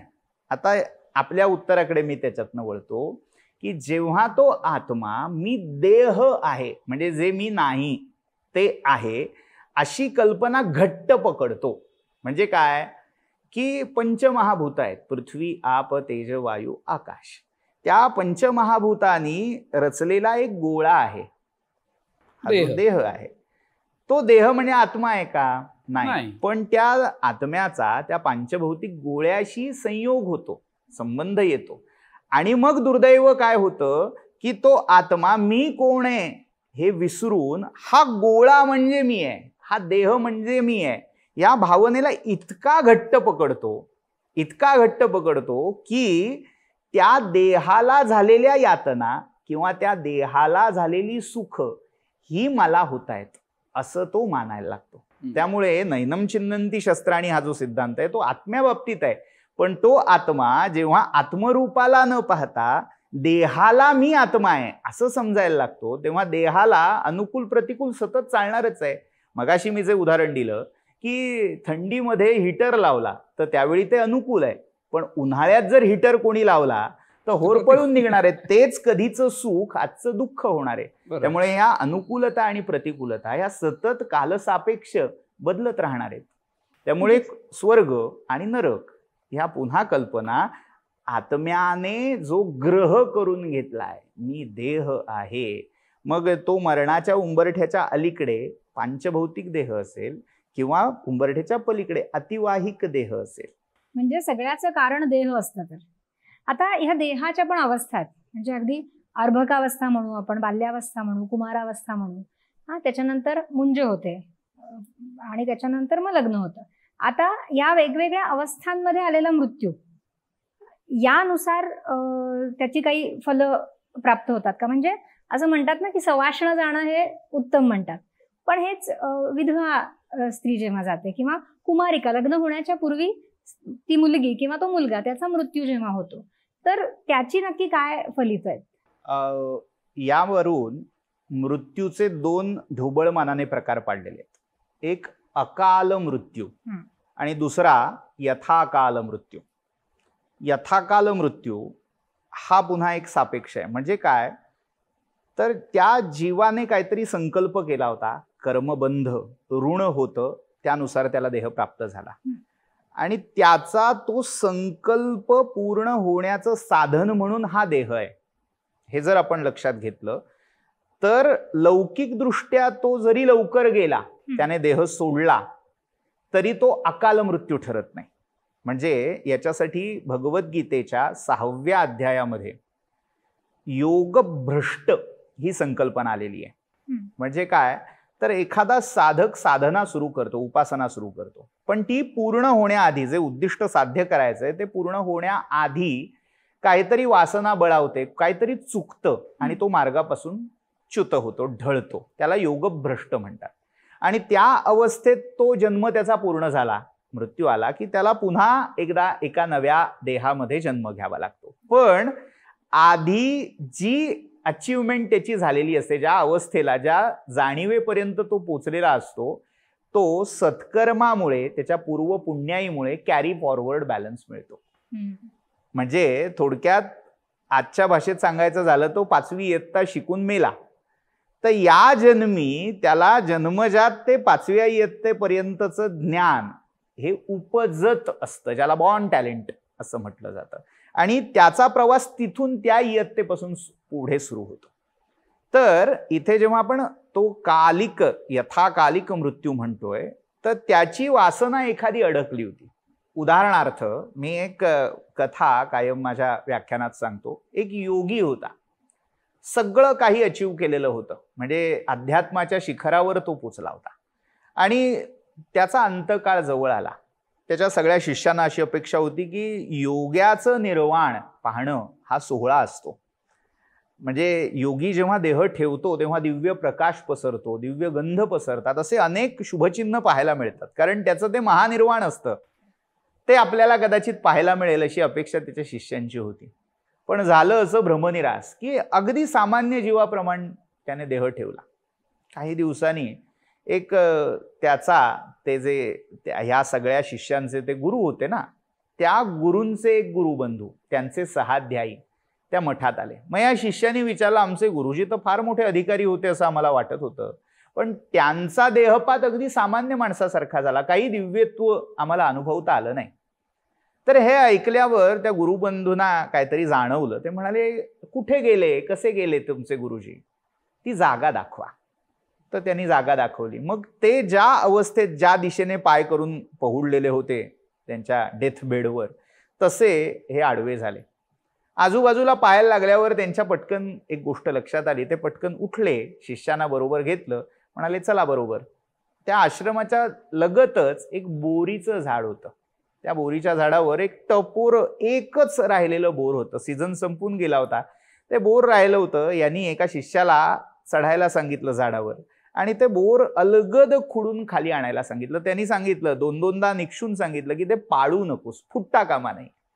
तर ते बोर उतरवलं गेलं. आता त्या सगळ्या शिष्यांना घेऊन ते जे सहाध्यायी होते गुरूंचे, ते त्रिवेणी संगमावर गेले आणि तिथे गेल्यावर त्यांनी ते बोर अलगद फोडलं. त्या बोराच्या आत एक अळी बसलेली होती आणि ती अळी इतकी तृप्त दिसत होती, एखादा योगी जसा तृप्त असतो तशी ती अळी दिसत होती. आणि ज्या क्षणी त्या अधिकारी पुरुषाने ती अळी, ते फळ त्या त्रिवेणीमध्ये टाकलं, त्या क्षणी सगळीकडे दिव्य प्रकाश पसरला, दिव्य ध्वनी, दिव्य गंध असा सगळीकडे पसरला. शिष्याने विचारलं, हे काय होतं? ते म्हणाले, हे तुमचे गुरुजी होते. त्यांनी विचारलं, असं कसं झालं? एवढे आध्यात्मिक पूर्णावस्थेला पोचलेले योगी असून या गतीला का गेले? ते म्हणाले, जाताना बोर खायची वासना शिल्लक राहिली होती, ती पूर्ण करण्यासाठी त्या बोरातल्या अळीचा जन्म घ्यावा लागला. वासनेत सगळं काही आहे. बरेच वेळा आपल्या दृष्टीने ते अकाली जातात. ऑटिझम म्हणजे काही शरीरामध्ये अपूर्ण विकसित अंग असतात किंवा मतिमंद गतिमंद अशीही मुलं असतात. माझा असा दावा नाही की सगळीच गतिमंद मतिमंद मुलं अशी असतात, पण बरेच वेळा काहीतरी वासनांश शिल्लक राहिल्यामुळे या रूपामध्ये ते योगी जन्म घेतात, योगभ्रष्ट जन्म घेतात. मग त्यांचा तो वासना तृप्ती झाली, ज्याच्यासाठी ते अडकले होते ते पूर्ण झालं की त्यांना मुक्ती मिळते, ते मुक्त होतात त्यांच्या त्या आध्यात्मिक पूर्वपुण्याच्या आणि जाणीवेच्या जोरावर.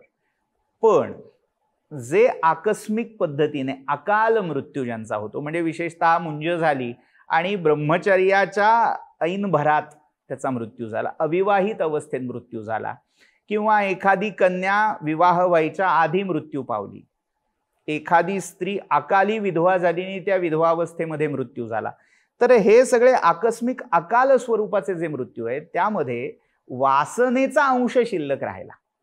म्हणजे आपण जेव्हा या सगळ्यांच्या गती अगतिकतेचा विचार करतोय तेव्हा त्या जीवाची वासना शिल्लक आहे का याचा विचार आवश्यक होतो. कारण हा देह कर्मातून आणि कर्म वासनेतून कामनेतून जन्म घेतं. तर ती वासना जर शिल्लक असेल तर त्याप्रमाणे त्याला पुढची गती मिळते. ती इच्छा, ती वासना पूर्ण करण्यासाठीच नवा नवा देह तो आत्मा धारण करत राहतो. त्यामुळे ती वासना सोडवण्यासाठी काही तात्कालिक उपायही केले जातात. उदाहरणार्थ, अविवाहित पुरुष जर मृत्यू पावला, आता कदाचित त्याची वैवाहिक इच्छा अपूर्ण राहिली असेल, मग देहाच्या पातळीवर तरी ती पूर्ण करावी यासाठी चितेवर त्या शवाचा आरोहण करवण्यापूर्वी त्याचा अर्कविवाह केला जातो. रुईच्या झाडाशी त्या शवाचा विवाह केला जातो. एक लाक्षणिक आहे, सांकेतिक आहे की तो जो जीव तिथे घुटमळतोय, माझं भोगायचं राहिलं काहीतरी या भावनेत, तर तिथे त्याचा तो सांकेतिक जो विवाह झाला त्यातून त्याला हा ठीक आहे विवाह झाला, हे कर्म त्याच्या पुढच्या गतीला कारणीभूत होऊ शकतं.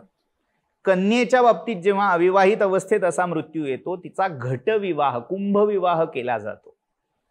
असे आपल्याकडे अनेक कर्म स्वरूपाचे उपाय तोडगे सांगितलेले आहेत. अर्थात याच्यामध्ये दोन्हींचं समाधान असतं, म्हणजे जे राहिलेले आहेत त्यांचंही आणि जो जीव त्या कदाचित देहात गुंतला असेल अडकला असेल तर त्याचंही. त्यामुळे त्याच्या वासनेनुसार त्याला पुढची गती मिळणार का तो अगतिक राहणार हे ठरत असतं. वासना ऋण हाच या गती आणि अगती मागचा मूळचा विचारणीय मुद्दा आहे. इथे ना मला असं एक प्रश्न पडलाय की आपण म्हणतो की 84 लक्ष योनी, आपण म्हणण्यापेक्षा शास्त्र आपलं असं म्हणतं की मनुष्य जन्म हा सर्वश्रेष्ठ जन्म आहे. 84 लक्ष योनी पार केल्यानंतर त्याला तो जन्म मिळतो. तर हे पार करत असताना जसं आपल्यामध्ये म्हणजे माणसामध्ये भूत किंवा पिशाच्य किंवा गती आणि हे सगळं असतं, तसं मग श्वापदांमध्ये चतुष्पदांमध्ये पण असतं का? त्यांचा कसा काय, म्हणजे त्यांना त्यांची परीक्षा पास करून त्यांना पुढचा देह कसा मिळतो? इथे जाणीव हे उत्तर आहे. माणसाची उपजत असणारी जी जाणीव आहे त्याला पारिभाषिक शब्द आहे संवित्ती किंवा संविद. ही जाणीव ब्रह्मादि स्तंभ पर्यंत म्हणजे ब्रह्मदेवापासून अगदी गवताच्या क्षुद्र पात्यापर्यंत समान आहे. सगळ्यांमध्ये जाणीव आहे, पण त्या जाणीवेचा विकास किती झालाय यावर त्याची गती ठरलेली आहे. म्हणजे सगळे सजीवच आहेत ना, गवताच्या पात्यातही प्राण आहे, चेतना आहे, माणसातही आहे. मग माणूस मेल्यावर पितर प्रेत अशा योनीना जातो आणि झाडं असतील, वेली असतील, फुलं असतील, ज्याच्यामध्ये अगदी प्राणी पक्षी असतील, ते मेल्यावर पितर का होत नाहीत, प्रेत का होत नाहीत असा प्रश्न विचारला जातो. आता त्याच्यामध्ये माझा आता प्रश्न तोच आहे. माझं म्हणणंही तेच आहे. ते यात त्यांची योनी कशी बदलते किंवा मग त्यांच्यात हे प्रेत आणि पितरणी ही संकल्पना कशी नाही किंवा आहे कसंही. पुन्हा त्यांच्या ठाई असणारी जाणीव आणि ती जाणीव ज्या वासनांनी भरलेली होती त्यानुसार ते वर जाणार का अजून खाली त्यांचं अधःपतन होणार हे ठरतं. माणूस जर मगाशी आपण जे पाहिलं होतं आहार, निद्रा, भय आणि मैथून या 4 गोष्टींमध्ये माणूस गुंतून पडला तर कदाचित त्याचं अधःपतन होतं. तो वर न जाता, मुक्त न होता तो पशुत्वाकडे जाऊ शकतो. मानवी योनीतून त्याला खालच्या इयत्तेत जावं लागू शकतं. आणि हीच गोष्ट पशु पक्षी किंवा वनस्पतींच्या बाबतीत असते. जर संधी मिळाली, जर तसा परिवेश मिळाला, जर तसे संस्कार मिळाले, तर या पशूंनाही ऊर्ध्वगती म्हणजे मनुष्य योनीसारख्या योनी प्राप्त होण्याची शक्यता असते. उदाहरण सांगतो. एक रजनीशांच्या प्रवचनामध्ये आलेला प्रसंग आहे. परदेशातली एक गोष्ट आहे. एक असाच गर्भश्रीमंत माणूस आणि त्याच्याकडे पाळलेला एक कुत्रा होता. कुत्र्याचं वैशिष्ट्य असं की तो आपल्या मालकाशी इतका एकनिष्ठ होता की त्याने अन्न पाणी दिलं तरच तो घेईल, आणि जर त्याने दिलं नाही तर दिवसेंदिवस तो देईपर्यंत तो उपाशी राहत असे. इतका तो एकनिष्ठ. आता हा एकनिष्ठपणा जो आहे तो माणसामध्येही आज पाहायला मिळत नाही, अभावात झालाय. पण असा मानवामध्ये शोभून दिसेल असा गुण या कुत्र्याने उचलला. त्याला कारण काय होती, त्याचे संस्कार काय होते, हे सगळं मॅटर करतं इथे. पण कर्मधर्म संयोगाने तो गुणधर्म त्याने उचलला. आणि पुढे योगायोग असा घडला की त्या मालकाला देश सोडून दुसरीकडे स्थलांतरित होण्याची वेळ आली.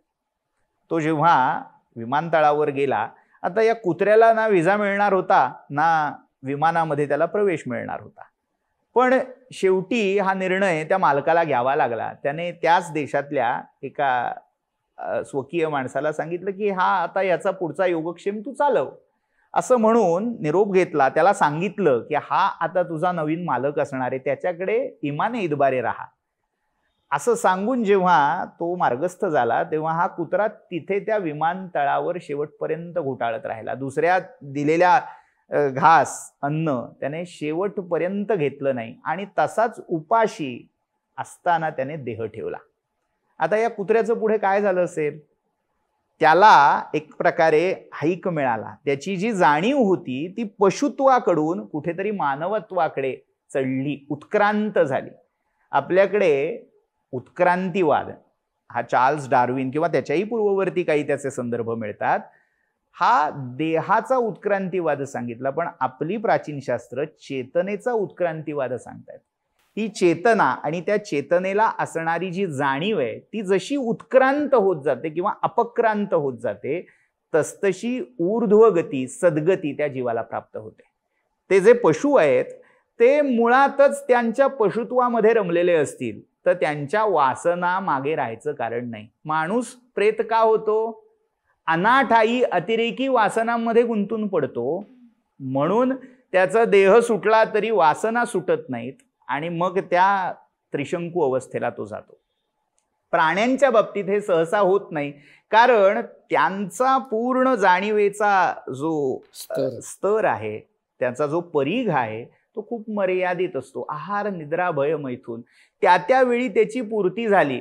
असं कधी पाहिलंय का की सिंह बॅलन्स ठेवतोय मांस, की हा बाबा माझा महिनाभराचा रेशन सगळं गुहेत भरून ठेवलं, असं तो करत नाही.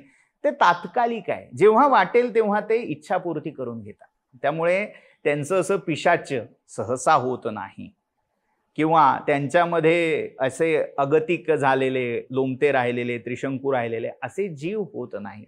ते पुन्हा पुन्हा सस्यमिव असं उपनिषदांनी म्हटलंय की ते सस्य म्हणजे पीक उपजतं, वाढतं, धान्य येतं, ते झाल्यावर पुन्हा मरतं, कापणी होते, पुन्हा जन्म घेतं. तसं ते कायम पशुत्वामध्ये गुंतून पडतात. पण योगायोगाने त्याच्या पूर्व पुण्याईच्या किंवा एखाद्या सत्पुरुषाच्या, परमेश्वराच्या अनुग्रहाने, कृपेने जर त्याला ती सन्मती प्राप्त झाली, ते संस्कार जागे झाले, तर त्याला मानुषत्व हे प्राप्त होऊ शकतं.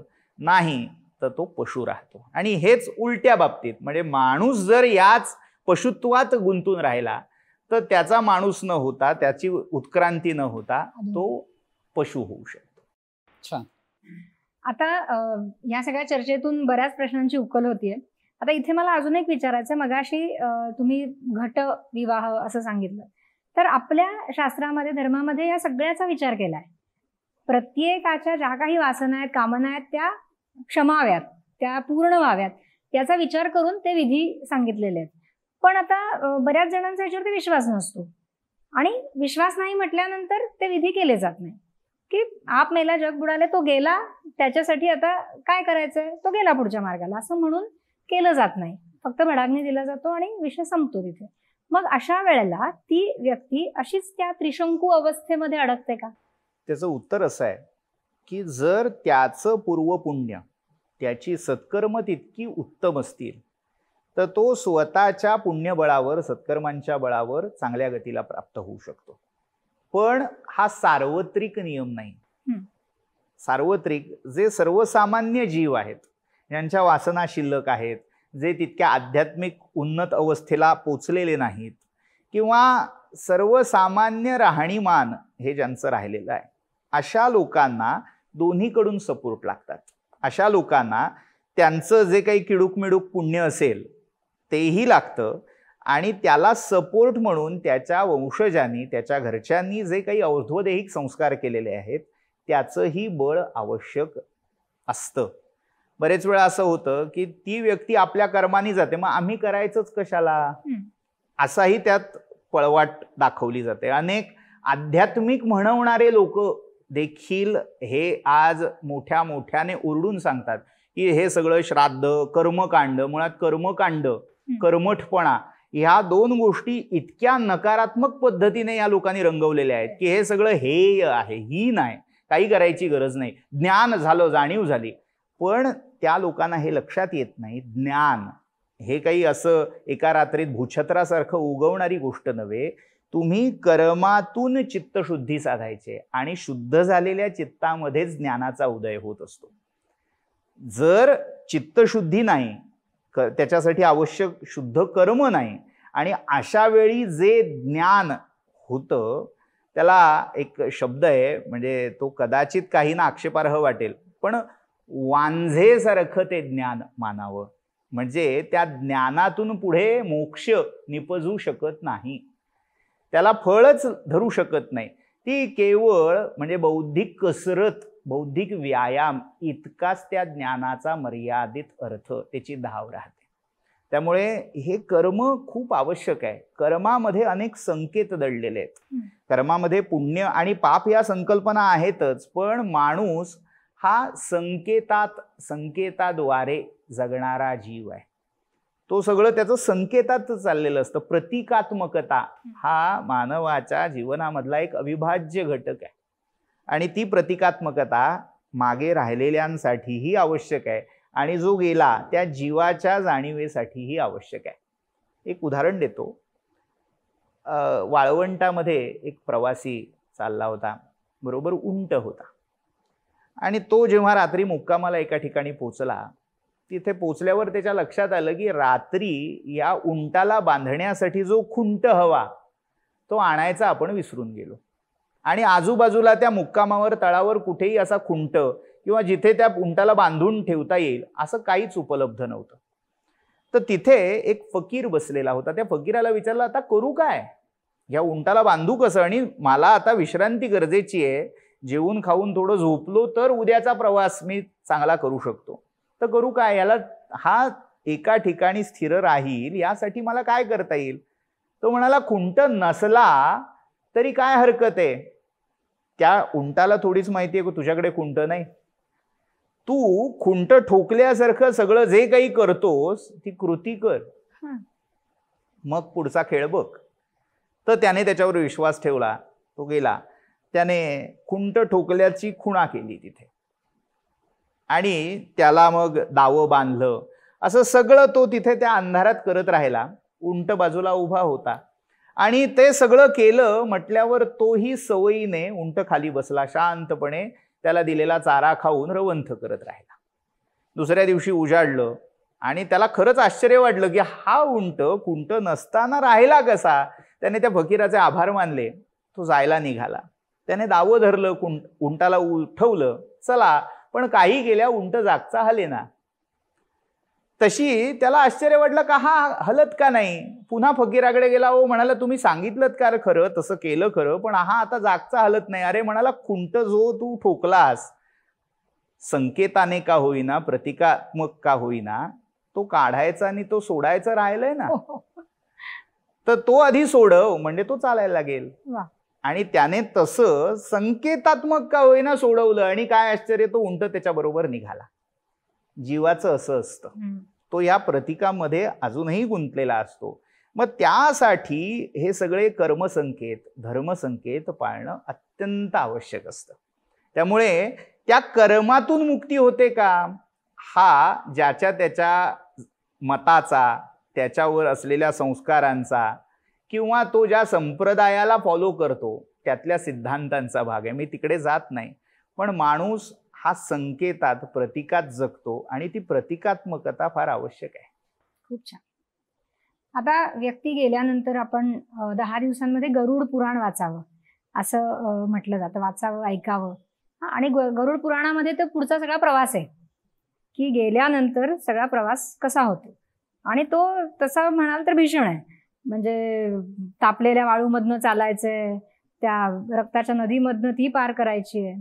तर या सगळ्या गोष्टी पण वाचून ऐकून ती एक भीती पुन्हा एकदा मृत्यूची आणि मृत्यू पश्चात असणाऱ्या त्या प्रवासाची ही निर्माण होते. तर ही तुम्ही भीती कशी घालवाल? बरं, ह्याच्या बरोबरीच एक प्रश्न आहे की ते गरुड पुराण 10 दिवसातच वाचावं असंही काहीतरी सांगितलं, त्याच्या व्यतिरिक्त वाचू नये. तर हे पण खरं आहे का? आपल्याकडे जी 18 महापुराण आहेत त्या 18 महापुराणांपैकी गरुड पुराण हे एक आहे. अन्यही अनेक पुराणं आहेत, उपपुराणं, औपपुराणं असे त्याचे भेद आहेत. पण सगळ्यात महत्वाची गोष्ट, महापुराणांपैकी 18 महापुराणांपैकी गरुड पुराण एक आहे. त्याच्यामध्ये 3 भाग आलेले आहेत. त्यातला एक भाग ज्याला आपण प्रेतकल्प म्हणून ओळखतो आणि विशेषत्वाने कोणी व्यक्ती घरातली दिवंगत झाल्यावर ज्याचं पठण पारायण केलं जातं तो प्रेतकल्पाचा भाग आहे. पण त्या व्यतिरिक्तही अनेक उत्तमोत्तम गोष्टी, सिद्धांत हे त्या गरुड पुराणात आलेले आहेत. त्यामुळे फक्त गेल्यावरच वाचायचं पुराण इतका त्या पुराणाचा मर्यादित अर्थ घ्यायची गरज नाही. ते कधीही वाचलं जाऊ शकतं. आता काय आहे, माणसाच्या मनात एक भीती आहे की तो मृत्यूच्या संबंधी जे आहे ते एरवीच्या व्यवहारातनं शक्यतो टाळतो. त्यामुळे मग कुठेतरी तो एक टॅबू निर्माण झालेला आहे, कुठेतरी ती एक रूढी निर्माण झाली की ते प्रेतकल्प जे त्या मेल्यानंतरच वाचलं जातं ते वाचू नये. आता ज्यांना अशी भीती वाटतेय त्यांनी जर अगदी पाळायचंच असेल तर तो प्रेतकल्पाचा भाग वगळायला हरकत नाही. मग त्याच्यात काही काढलेले मार्गही आहेत की ज्यांना वाचायचंच आहे, जिज्ञासा आहेच, त्यांनी घराबाहेर, शक्यतो घरापासून दूर, कारण ते सगळं प्रेत्य विज्ञान आहे ना, मृत्यूनंतरचं विज्ञान आहे. त्यामुळे मग ते घरात वैखरी वाणीने न उच्चारता मनातल्या मनात वाचलं जाऊ शकतं, अभ्यास म्हणून, किंवा घराबाहेर वाचलं जाऊ शकतं. असे पर्यायी मार्ग पण आहेत. पण खरं तर गरुड पुराण म्हणजे 18 पुराणं मिळून पुराण पुरुष भगवंताची वाङ्मय मूर्ती मानली जाते. त्यामुळे ते वाचायला खरं तर काही हरकत नाही. पण काय आहे, समज, रूढी ही गोष्ट अशी आहे की अनेकांच्या श्रद्धा तिथे एकवटलेल्या असतात. आणि गीतेचा सगळ्यात मोठा सिद्धांत आहे, न बुद्धिभेदम जनयेद अज्ञानाम कर्मसंगीनाम. ज्यांना त्याच्यात समाधान वाटतं ना, त्यांचं समाधान काढून घेण्यापेक्षा तुला जसं जे पचतं ते तू बाबा तुझ्या मतीनुसार, विवेकानुसार करावं. ही सूट आपल्या धर्माने दिली. ही फार मोठी गोष्ट आपल्या धर्माची आहे की कुठेही हे केलं तर केलं, नाही तर मरा, असा कुठेही दोर ते तोडत नाहीत. आता राहिला भाग ह्या सगळ्या वर्णनाचा. मुळात पुराणांची रचना कशासाठी झाली? भगवान वेदव्यासांनी ही पुराणांची रचना केली असं मानलं जातं. मुद्दा असा आहे की या ऋषींच्या मनामध्ये नेमकं असं काय होतं की त्या भावनेतून, त्या प्रेरणेतून यांनी पुराणांची रचना केली. ती एक साहित्य कृती आहे का, की नोबेल पुरस्कार मिळवायचा होता म्हणून आम्ही पुराणं रचली? ऋषींना या मानवाला शाश्वत कल्याणाचा मार्ग दाखवायची इच्छा होती, ज्याला संस्कृतमध्ये शब्द आहे अनुजिघृक्षा. त्यांच्यावर अनुग्रह करायचा होता, कृपा करायची होती. बुडते हे जन न पाहवे डोळा, तुकाराम महाराज जेव्हा म्हणतात हे सगळे जे आंधळे जीव या संसार चक्रामध्ये अक्षरशः बुडतायत ते पाहवत नाहीये, त्यांच्या उद्धाराचा मार्ग दिसावा यासाठी या संतांनी, ऋषींनी ही सगळी शास्त्र, हे सगळे ग्रंथ निर्माण केलेत. म्हणजे त्याच्या मागची भावना, यांना घाबरवून सोडा, यांना आपल्या कच्छपी, आपल्या भजनी लावा, ही मुळीच नाही. जे अनेक लोक याचा आज बडेजाव करतायत की यांना आपल्या कच्छपी लागवायचं होतं.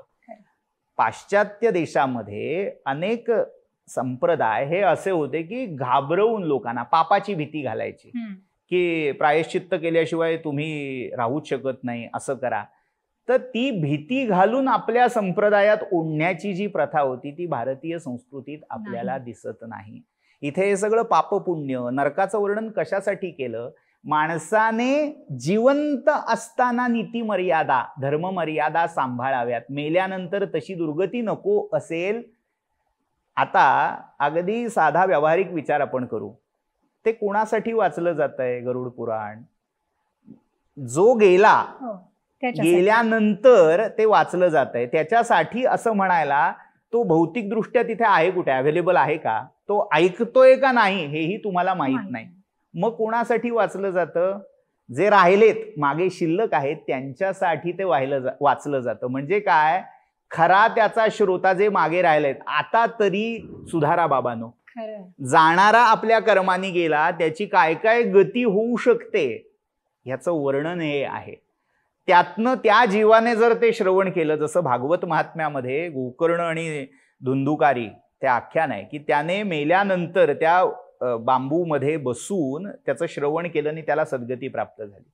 त्याला ह्या सगळ्या श्रवणातून जर काही पाप केलं असेल तर त्याचं दुःख झालं, पश्चात्ताप झाला, तर त्याची सद्गती होणारच आहे. पण त्याच्याही पेक्षा जे मागे राहिलेत त्यांनी त्यातनं आवश्यक तो बोध घ्यावा. जो गेला त्याच्याकडे आता पर्याय नाहीये कर्म सुधारायचा, पण तुम्ही मागे राहिलात, अजूनही वेळ गेलेली नाही, तुम्ही सुधारा. हा नीतिमत्तेचा उपदेश धडा त्यातून घालून दिलेला आहे. त्यामुळे ते भयाचं राजकारण नाहीये की बघा असं होईल तसं होईल. तुम्ही वेळीच आपली कर्म सुधारा.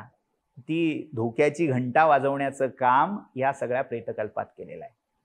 आणि दुसराही भाग आहे, त्याच्यामध्ये जी ही सगळी वर्णनं आहेत ती ह्या ना त्या रूपामध्ये या लोकी आणि परलोकी जीव भोगतच असतो. म्हणजे ते केवळ काल्पनिक आहे, अतिरंजित आहे असंही मानायचं कारण नाही.